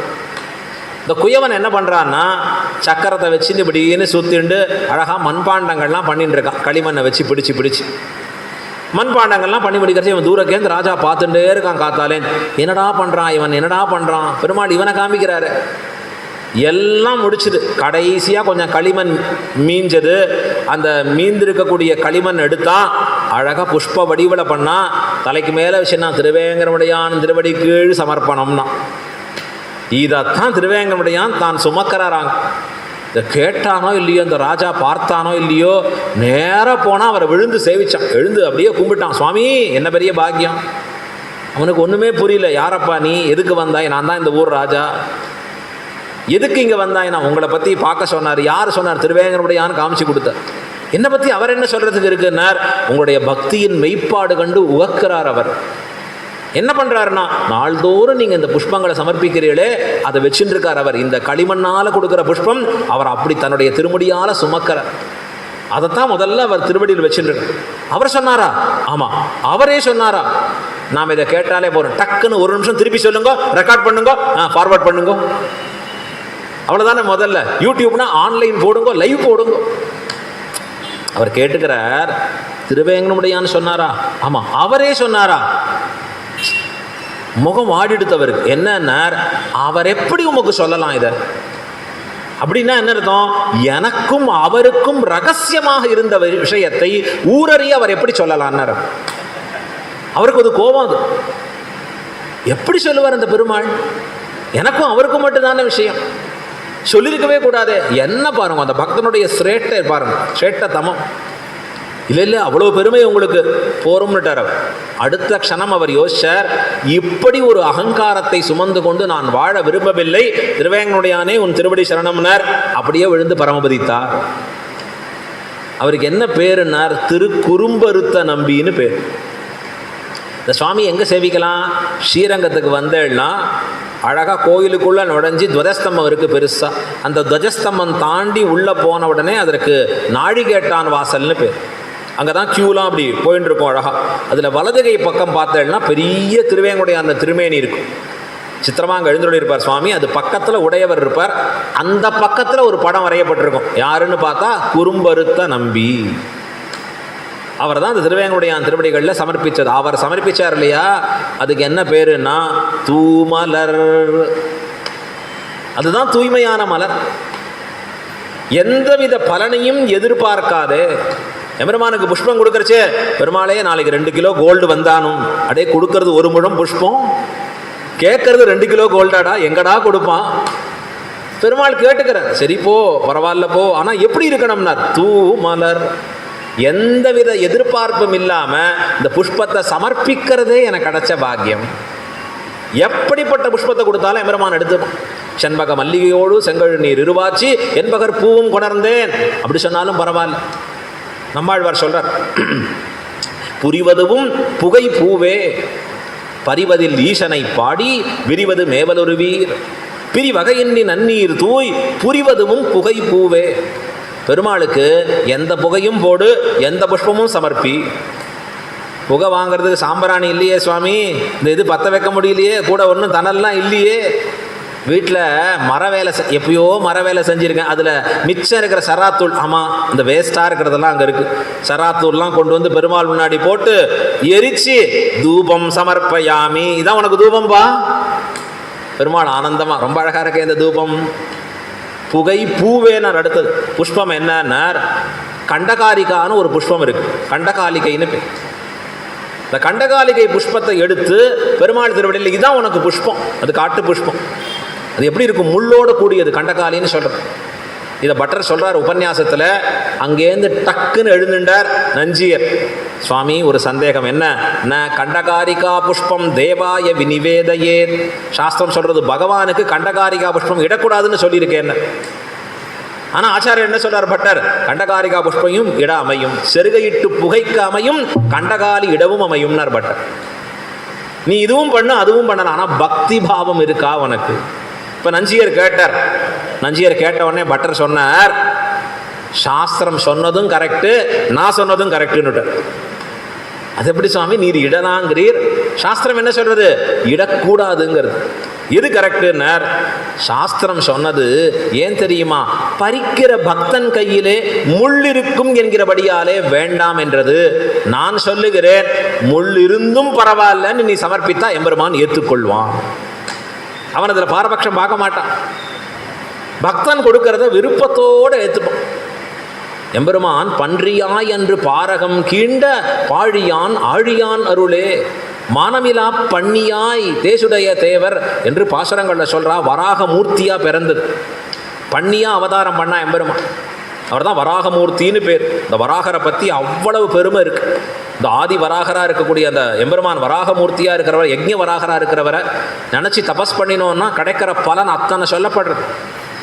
வராக கவச்சம்னே ஒன்று இருக்குது அழகா. இப்போ இந்த வராக மூர்த்தியாக எம்பெருமான் இருக்கிறச்சே எதை சாப்பிட்டான்னா கோரைக்கிழங்கை உண்டான். இன்றைக்கும் அந்த ஊரில் போய், எங்கள் ஊர் ஸ்ரீமுஷ்ணம்ங்கிற திவ்யதேசம், அங்கே போனேன்னா அந்த பெருமாளுக்கு என்ன பிரசாதம்னா கோரைக்கிழங்கு உருண்டை தான் தருவா அவங்களுக்கு. இன்னைக்கும் அதை பிரசாதமாக எடுத்துக்கிறான் எம்பெருமான். என்னன்னா அவனின் மெய்ப்பாடு, இந்த பொருள் பிடிக்கும் இது பிடிக்காது. நமக்கு தான் வீட்டில் 100 லிஸ்ட்டு, இது பிடிக்கும் இது பிடிக்காது. யாராவது வீட்டில் போய் இன்றைக்கி போய் என்ன மெனு உங்கள் வீட்டில், மெனு 3 மெனு நடக்கிறது. இன்னும் 3 மெனுவா, பையனுக்கு 1, அவருக்கு 1, இவளுக்கு 1. இவங்களுக்கு பிடிச்சா அது அங்கே ஆகாது, அங்கே ஆச்சுன்னா இங்கே ஆகாது. என்ன நிலைமை பாருங்க. ஒரு காலத்தில் என்ன வெடிச்சு இருக்காளோ, என்ன பெருமாளுக்கு அர்ப்பணிச்சிருக்காளோ அதுதான் சாப்பாடு. எங்கேயாவது தப்பி தவறின்னா அப்படி கண்ணில் பார்ப்பா, ஓடியே போயிடுவாங்க. என்னைக்காவது ஒரு நாள் பலகாரம்னா ஸ்வீட்டு என்னைக்காவது ஒரு நாள் வரும், சாப்பிட்டோன்னா பாக்கியம். இன்னைக்கு எப்போ பாரு என்னன்னா, இன்னைக்கு இந்த மெனு இருந்தால் தான் சாப்பிடுவேன். என்ன பண்ணுவேன், நான் 10 நாள் பட்னி ஆட்டோமேட்டிக்காக சரியாயிடும், கொடுத்தா சரியாகும். ஆனால் பகவானுக்கு பாருங்களேன், இந்த பொருள் வேணும், இந்த பொருள் தான் பிடிச்சிருக்கு, இந்த எம்பெருமான்ட்ட அந்த பாகுபாடே கிடையாது. அதைத்தான் சொல்கிறார் இந்த இடத்துல. தூ மலர், இந்த மலர் என்பது எப்படி தூய்மை பெறுகிறது, நீ அதை வேறு பயன் கருதாது பகவானுக்கு மட்டும் அர்ப்பணிக்கிற பொழுது அது தூமலராகிறது. தூமலர் தூவி, தூவின்னா இந்த புஷ்பத்தை வச்சு அப்படியே தூவ வேண்டித்தான். யதா ததா வாபி, அர்ச்சனை பண்ணுங்க சுவாமி அப்படின்னு அர்ச்சகர்கிட்ட கொடுத்தேன்னா, இருங்க கொடுங்க சொல்லுங்க, கேசவாயனமா நாராயணனமா மாதவாயனமா கோவிந்தாயனமா, ஒன்று பெருமாள் திருவடியில் விடும், ஒன்று அவர் திருவடியில் விடும், ஒன்று திருக்கரத்தில் விடும். பரவாயில்லப்பா எப்படி போட்டாலும் ஏற்றுக்கிறேங்கிறார். தூவி இன்னும் ரொம்ப பிரீத்தி ஆயிடுத்துன்னா எம்பெருமான் இடத்துல, இந்த கோபிகைகளுக்கு பிரீத்தி அன்பா எடுத்துன்னா எதை போட்டாலும் எப்படி போட்டாலும், பந்தாலே கிருஷ்ணன் அடித்தாலும் அவன் ஏற்றுப்பறவன். தூவி தொழுது, கைப்படைத்த பயனாக எம்பெருமானை கைகூப்பி தொழுது. இது நம்ம கிடைச்சிருக்கிற பாக்கியம். கை எதற்கு கொடுத்துருக்கார் எம்பெருமான், வாய் அவனையல்லது வாழ்த்தாது, கையுலகம் தாயவனையல்லது தாம் தொழா. வாய் கொடுக்கப்பட்டது. இன்னைக்கு என்ன வம்பு, இன்னைக்கு என்ன அரட்டை, அது கொடுக்கப்படலை. பகவானை வாழ்த்துவதற்காக கொடுக்கப்பட்டது. கை எதற்காக கொடுக்கப்பட்டது? எம்பெருமானை பார்த்து தொழுவதற்காக கொடுக்கப்பட்டது. அப்ப தொழுது, கை படைத்த பயனாக எம்பெருமானை தொழுது. வாயினால் பாடி, வாய் பெற்ற பயனாக எம்பெருமானுடைய திருநாமங்களை நன்றாக பாடி. வாயினால் பாடி. அடுத்தது சொல்றார், மனத்தினால் சிந்திக்க. மனதாலே எம்பெருமானுடைய உயர்ந்த வைபவங்களை சிந்தித்து கொண்டு. இப்படி பண்ணுறத ஆண்டாள் சொல்கிறத எப்படி பார்த்தா இருக்குன்னா, ஆண்டாளுக்கு ஒரு கிரமமே தெரியாது போல் இருக்கு. நாம் போய் ஒரு குழந்தைய பார்த்து, என்னடா படிச்சிருக்க? 3rd ஸ்டாண்டர்ட் படித்து முடிச்சிருக்கேன். அடுத்தது 2nd ஸ்டாண்டர்ட் தானே? நம்மளை பார்த்து சிரிப்பான். என்னது இது, இவர் எங்கேயிருந்து வந்திருக்கார்? எங்கேயாவது ஸ்கூல் பக்கமே போனது இல்லையா? சில பேர் சொல்லுவான், நான் மழைக்கு கூட அங்கே ஒதுங்க மாட்டேன், எனக்கு ஆகாது. நம்மளை கேட்டால் அப்படி தான் நினச்சிட்டுருவா. என்னது இது, 3rd ஸ்டாண்டர்டுக்கு அப்புறம் 2nd ஸ்டாண்டர்டா? சுவாமி 2nd ஸ்டாண்டர்ட் முடிச்சுட்டு தான் நான் 3rd ஸ்டாண்டர்ட் வருவேன். இந்த ஆண்டாள் பாருங்க எப்படி சொல்கிறா அழகா. தூமலர் தூவி தொழுது. அடுத்து என்ன சொல்கிறா? வாயினால் பாடி. அடுத்து என்ன சொல்கிறா? மனத்தினால் சிந்திக்க. மனசிந்திரியத்தினுடைய சுத்தி சிந்தித்தல். இது எப்படி தெரியுமா இருக்கணும்? ஆண்டாள் சொன்ன ஆர்டர் சொன்னது 3, 2, 1ன்னு சொல்லியிருக்கா. ஆனால் எப்படி சொல்லியிருக்கணும்னா 1, 2, 3ன்னு சொல்லியிருக்கணும். மனத்தினால் சிந்திக்க, வாயினால் பாடி, தூமலர் தூவி தொழுது. ஒன்றும் போற மாட்டேங்குதுப்பா இந்த ஆண்டாள் நாச்சியாருக்கு. நாமெல்லாம் எப்படி கரெக்டாக ஆர்டராக சொல்லுவோம். ஏன் இப்படி சொன்னார்னா, ஆண்டாள் சொன்னது தான் கரெக்டான ஆர்டர். சாஸ்திரம் சொல்லியிருக்கே அதுவும் கரெக்டு தான். ஏன்னா மனோபூர்வம் வாக் உத்தரம். மனசில் நினைப்பதை தான் வாக்கால சொல்லுவோம், வாக்கால சொன்னதை தான் செயல்படுத்துவோம் நாம். ஆகையால சாஸ்திரம் என்ன சொல்லிது? மனதால் நினைக்கிறாயோ அதை வாக்காலே சொல்கிறாய், வாக்கால் நினைத்ததை செயல்படுத்துகிறாய். அப்போ 1, 2, 3ன்னு சாஸ்திரம் சொல்லிது. ஆனால் ஆண்டாள் எப்படி சொன்னா? 3, 2, 1ன்னா. ஏன் சுவாமி இப்படி மாற்றினாள்னா, இந்த ஆர்டரில் பண்ணுறச்சே 3 வேணும் 1, 2, 3ல, 3, 2, 1ல ஏதோ ஒன்று பண்ணால் கூட போகிறோம்னா ஆண்டாள். தொழுதா போகிறோம், தூவினா போகிறோம், வாயினால் பாடி பாடினா போகிறோம், மனத்தினால் சிந்திக்க ஏக கரணமே அமையும். ஏதான ஒரு கரணங்களாலேயாவது எம்பெருமானைத்தானும் நீ பற்றினாயாகில் அதுவே பயன். நாம் எல்லாரும் இங்கே உட்காந்துட்டோம், முடிச்சு 1.5 மணி நேரம் ஆச்சு. வெளியில் போகிறச்சே நம்ம மனசை கூப்பிட்டு, எத்தனை தடவை வெளியில் போயிட்டு வந்த, எத்தனை மணி நேரம் ஒன்று ஆளை காணும்னா அது பெரிய ரிப்போர்ட்டே கொடுக்கும். இங்கே வெளியில் இனிமேல் ஒரு கருவி வைக்கப்படும். என்ன கருவி? உங்கள் மனது எவ்வளவு நேரம் உபன்யாசத்தில் இருந்தது என்று. அப்படின்னா போச்சு, அடுத்த நாள்லேருந்து யாரும் அது பக்கத்துலேயே வரமாட்டான். ஸ்கேன் பண்ணலாமா? கூடவே கூடாது. அப்பப்போ ட்ராவல் பண்ணிட்டு தான் வரும் சுவாமி. ஆனால் பரவாயில்ல, உபன்யாசத்துக்கு வந்து உடம்பையாவது கொடுத்தோமே, கேட்கிற காதையாவது கொடுக்குறோமே. எம்பெருமான் அதைத்தான் எதிர்பார்க்கிறான். மனதினால் சிந்திக்க, மனசால நினை, ரொம்ப சந்தோஷம். வாயால் பாடுறியா, ரொம்ப சந்தோஷம். இல்லை நான் வாயால் பாடின்னு இருக்கேன், மனசில் வேற ஏதோ சிந்திச்சுட்டு இருக்கேன். விஸ்வம் விட்டர் ஷட்காரா பூத வயோத்ரோ பூதகிருத் பூதபிருத் பாவோ பூதாத்மா பூதபாவனா. என்ன சுவாமி சொல்லிகிட்டே இருக்கிறச்சே இங்கே என்ன, யாரோ வந்துட்டு இருக்கா, பெல் அடிக்கிறா பாரு, அங்கே ஃபோன் அடிக்கிறது என்னன்னு பாரு. இவரால் விஷ்ணு சாஸ்திரநாமத்தையும் நிறுத்த முடியல, அவளுக்கு கொடுக்க வேண்டிய இன்ஸ்ட்ரக்ஷனையும் கொடுக்காம இருக்க முடியல. அதுக்கு தகுந்தபடி மாறும். விஸ்வம் விஷ்ணு அது சாதாரணமாக போகிறது வேறு, அங்கே லெவல் மாறிண்டே இருக்கிறது வேறு. பெருமான் என்ன பண்ணுறாருன்னா, இப்படியாவது சொல்கிறியே கண்ணா, அதுவே எனக்கு சந்தோஷமே. என் முன்னாடி இப்படியாவது சொல்கிறியே நீ. ஒரு கரணத்தாலே செய்தால் கூட எம்பெருமானுக்கு ரசிக்கிறதா. அதைத்தான் ஆண்டாள் சொன்னார், மனத்தினால் சிந்திக்க. என்ன ஏற்படும்னார்? போய பிழையும்னா கீழே நாம் சேர்த்து வைத்திருக்கக்கூடிய கர்மாக்கள், சஞ்சிதம்னு பேர். நிறைய மூட்டையாக பாவ புண்ணியங்களை சேர்த்து வச்சுருக்கோம். அந்த பாபங்கள் எல்லாம் சஞ்சிதம் என்று பேர். அதுதான் போய பிழைன்னு சொல்கிறோம். புகுதருவான் என்றால் வரக்கூடிய பாபங்கள், ஆகாமின்னு பேர். அந்த 2 பாபங்களும் போய பிழையும் புகுதருவான் நின்றனவும் என்ன பண்ணுவான் எம்பெருமானார்? தீயினில் தூசாகும். தீ கொதிச்சு அப்படி எழறது, நெருப்பு அப்படியே எரிஞ்சுட்டு இருக்கு. அதில் ஒரு பஞ்சை போட்டேன்னா அந்த பஞ்சு எப்படி அழிந்து போகுமோ அப்படி இந்த 2 பாபங்களும் அழிந்து போகும். தீயினில் தூசாகும் செப்பு. எம்பெருமானுடைய திருநாமங்களை சொல்ல வல்லீர்களே. அழகாக அவனுடைய திருநாமங்களை சொல்லுங்கோள். சொல்கிறதால உங்களுக்கு என்ன லாபம் கிடைக்கிறது? சேர்த்திருக்கிற அத்தனை பாப்பங்கள் நம்மை விட்டு தொலைந்து போகின்றன என்று ஆண்டாள் இந்த பாசுரத்தில் மாயனை மண்ணில் அற்புதமாக காண்பிக்கிறார். பார்த்த அர்த்தம் குறைச்சி தான் பார்த்தோம், இன்னும் நிறைய இருக்குது. அதனுடைய அர்த்தங்கள் விரிவு எடுத்துன்னா விரிவுக்கு அஞ்சி விடுத்தனம். ஏன்னா இப்பயே 3 பாசுரம் லேக்கிங் ஆகிடுது, இன்னும் அடுத்தது கடந்து நாம் ஓட வேண்டியிருக்கு. ஆண்டாள் நாச்சியாரே நமக்கு அருள வேணும்னு அவள் திருவடிகளில் பிரார்த்திக்கிறோம். இன்றைய பாசுரத்தை அனுசந்தானம் பண்ணி பூர்த்தி பண்ணுவோம். கீழ்வானம் வெள்ளென்னு எருமை சிறுவீடு மெய்வான் பரந்த நகான் மிக்குள்ள பிள்ளைகளும் போவான் போகின்னாரை போகாமல் காத்து உன்னை கூவுவான் வந்து நின்னோம் போது கலமுடைய பாவாய் எழுந்திராய் பாடிப்பறை கொண்டு மாவாய் பிளந்தானை மல்லரை மாட்டிய தேவாதி தேவனை சென்று நாம் சேவித்தால் ஆவாவென்றருள் செய்து ஆவாவென்று அருளேலோர் எம்பாவாய். இன்றைய பாசுரம் 8வது பாசுரம். இது கீழ்வானம் வெள்ளன்னு எருமை சிறுவீடுங்கிற பாசுரம். போவான் போகின்னாரை போகாமல் காத்து உன்னை கூவான் வந்து நின்னோம் கோதுகளுடைய பாவாய் எழுந்திராய் பாடிப்பறை கொண்டு மாவாய் பிளந்தானை மல்லரை மாட்டிய தேவாதி தேவனை சென்று நாம் சேவித்தால் ஆவாவென் ஆராய்ந்து அருளேலோர் எம்பாவாய். க்ஷமிக்கணும்.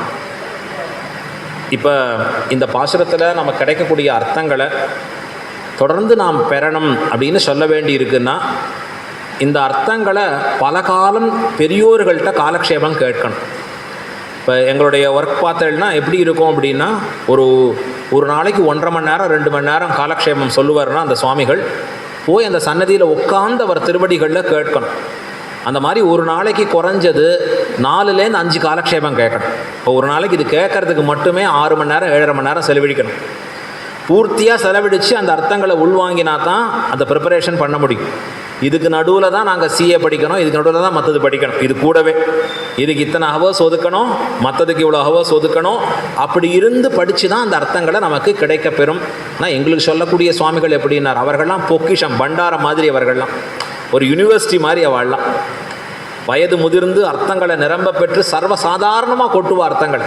நாங்கள் நோட் பண்ணுறச்சே புதுசாக இருக்கும். ஐயோ இப்படி சொல்கிறாரே, புரியலையே அப்படி இருக்கும். அந்த அர்த்தங்களை கேட்டு இப்போ பெருமாள் கிருபையில் அந்த அர்த்தங்கள் இந்த சுவாமியினுடைய அனுகிரகத்தால் எல்லாருக்கும் கிடைக்க பெறுவதற்காக இங்கே ஏற்பாடாயிருக்கு. ஆனால் என்ன வருத்தம், நிறையா பேருக்கு இன்னும் சேர்க்கலையேன்னா எப்படி சேர்க்கலாம்னா, நானும் உங்களோட வரலாம். 1.5 மணி நேரம் தான் உபன்யாசம் இருக்குது. சுவாமி நீங்கள் வந்தேன்னா ஒரு 10 வீட்டில் போய் எல்லாரையும் தட்டி கூப்பிடலாம் அப்படின்னா நானும் நீங்களும் போய் தட்டி கூப்பிடலாம். யாரெல்லாம் ஆகம் தெரியுமோ, தெரியாத ஆகம் இருந்தாலும் கூட கை தட்டி அங்கே கதவை தட்டி கூப்பிடலாம்.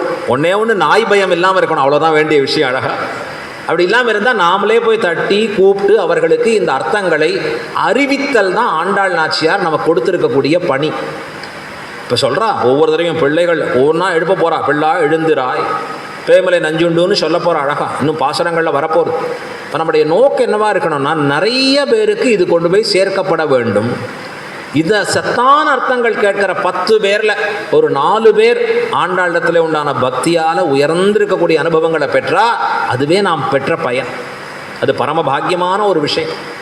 மனித பிறவியினுடைய பயன் அதுதான். அதை தான் தெரிஞ்சு உய்ய வேணும். அதான் அழகாக சொல்கிறார் எம்பெருமானிடத்தில் பக்தி இல்லாதவர்கள் வாழ்க்கையிலே இன்பத்தை அனுபவிப்பது கஷ்டம். யார் சொல்கிறார்? பொதுமறை வள்ளுவர் சொல்லக்கூடிய திருக்குறள் சொல்கிறது. உனக்கு எப்போ இன்பம் ஏற்படும்? பெருமாள் திருவடிகளில் பக்தி வந்தாலோடைய உனக்கு இன்பம் வராது. இப்போ இன்பத்தை கொடுத்தல் என்பது தலையாய கடமை. அதை நோக்கி நாம் மற்றவர்களுக்கு அறிவித்தலாகிற செயல்களை செய்வது என்பது தயக்கம், கூச்சம், வெட்கம், வருத்தம் இருக்கவே கூடாது. நாம் பிறந்திருக்கிற சனாதன தர்மத்தில் நமக்கு எப்பொழுதும் உற்சாகம்தான் இருக்கணும். 4 பேருக்கு போய் சொல்ல போகிறோம், கூப்பிட போகிறோம். அப்பா என்ன நினைப்பாலோ, அவர்கள் நம்மளை பார்த்து ஏதாவது நினச்சிட்டா, சொல்லிட்டா, சொன்னால் சொல்லிட்டு போகிறா, திட்டினா திட்டிட்டு போகிறா. பெருமாள் நோட் பண்ணி பாரோ இல்லையோ, எனக்கு நீ இன்று கைங்கரியம் செய்தாய், எனக்காக 4 பேர்கிட்ட போய் சொன்னியே, எனக்காக போய் அறிவித்தாயே, நீ எவ்வளோ பெரிய செயல் இது. நம்மளால் ஒரு திவ்யதேசம் போகணுன்னா சட்டுன்னு போக முடியும். நம்மளால் ஒரு புண்ணிய காரியம் பண்ணணும்னா காவிரியில் போய் குளிக்கணும், உடனே புண்ணிய காரியம் பண்ண முடியும். ஆனால் எவ்வளவு புண்ணியம் தெரியுமா, ஒருவரை கொண்டு போய் இந்த புண்ணிய ஸ்நானமாகிற இந்த ஞான வீழ்ச்சி, நானே அறிவிலே அவர்களையும் முழுகச் செய்வது நாம் பெற்ற பாக்கியம். இப்போ இதை நாம் செய்யக்கூடிய ஒரு விஷயத்தை நமக்கு ஒரு சங்கல்பமாக வைத்து கொண்டால், எனக்கு போகிறது சமம்னு நீங்கள் சொன்னா நானும் கூட வர்றதுக்கு தயார். எப்பொழுதுமே பிரச்சாரகனாக இருப்பதிலே தயக்கம் இருக்கக்கூடாது, பயம் இருக்கக்கூடாது, கூச்சம் இருக்கக்கூடாது. நல்லதை சொல்கிறதுக்கு நமக்கு எதுக்கு, வேண்டாதது விற்கிறவனுக்கே அது இல்லை கூச்சம். விற்கிறதெல்லாம் ஆபத்துன்னு தெரிஞ்சு கூட அதை விற்கிறான், அழகாக உலகத்தில் பார்க்குறோம். இப்போ நல்லதை சொல்லக்கூடிய நாம் மிக மிக மிக உறுதியானவர்களாக, தயக்கமற்றவர்களாக, கொண்டு சேர்ப்பதிலேயே நோக்கம் இருப்பவர்களாக இருக்க வேண்டும் என்கிற பிரார்த்தனை உங்கள் எல்லாரிடத்திலையும் வைக்கிறோம். ஆண்டாளருள் உங்களுக்கு பரிபூர்ணமாக இருக்க பிரார்த்திக்கிறோம். ஆபாவென்று ஆராய்ந்து அருளேலோர் எம்பாவாய். ஆண்டாள் திருவடிகளே சரணம். பெரியவாச்சான் பிள்ளை திருவடிகளே சரணம். ஆழ்வார் திருவடிகளே சரணம். எம்பெருமானார் திருவடிகளே சரணம். ஜீயர் திருவடிகளே சரணம். மீண்டும் நாளை மாலை 6:30 மணிக்கு இன்னும் பல அடியார்களோடு, இல்லையா? நல்லது.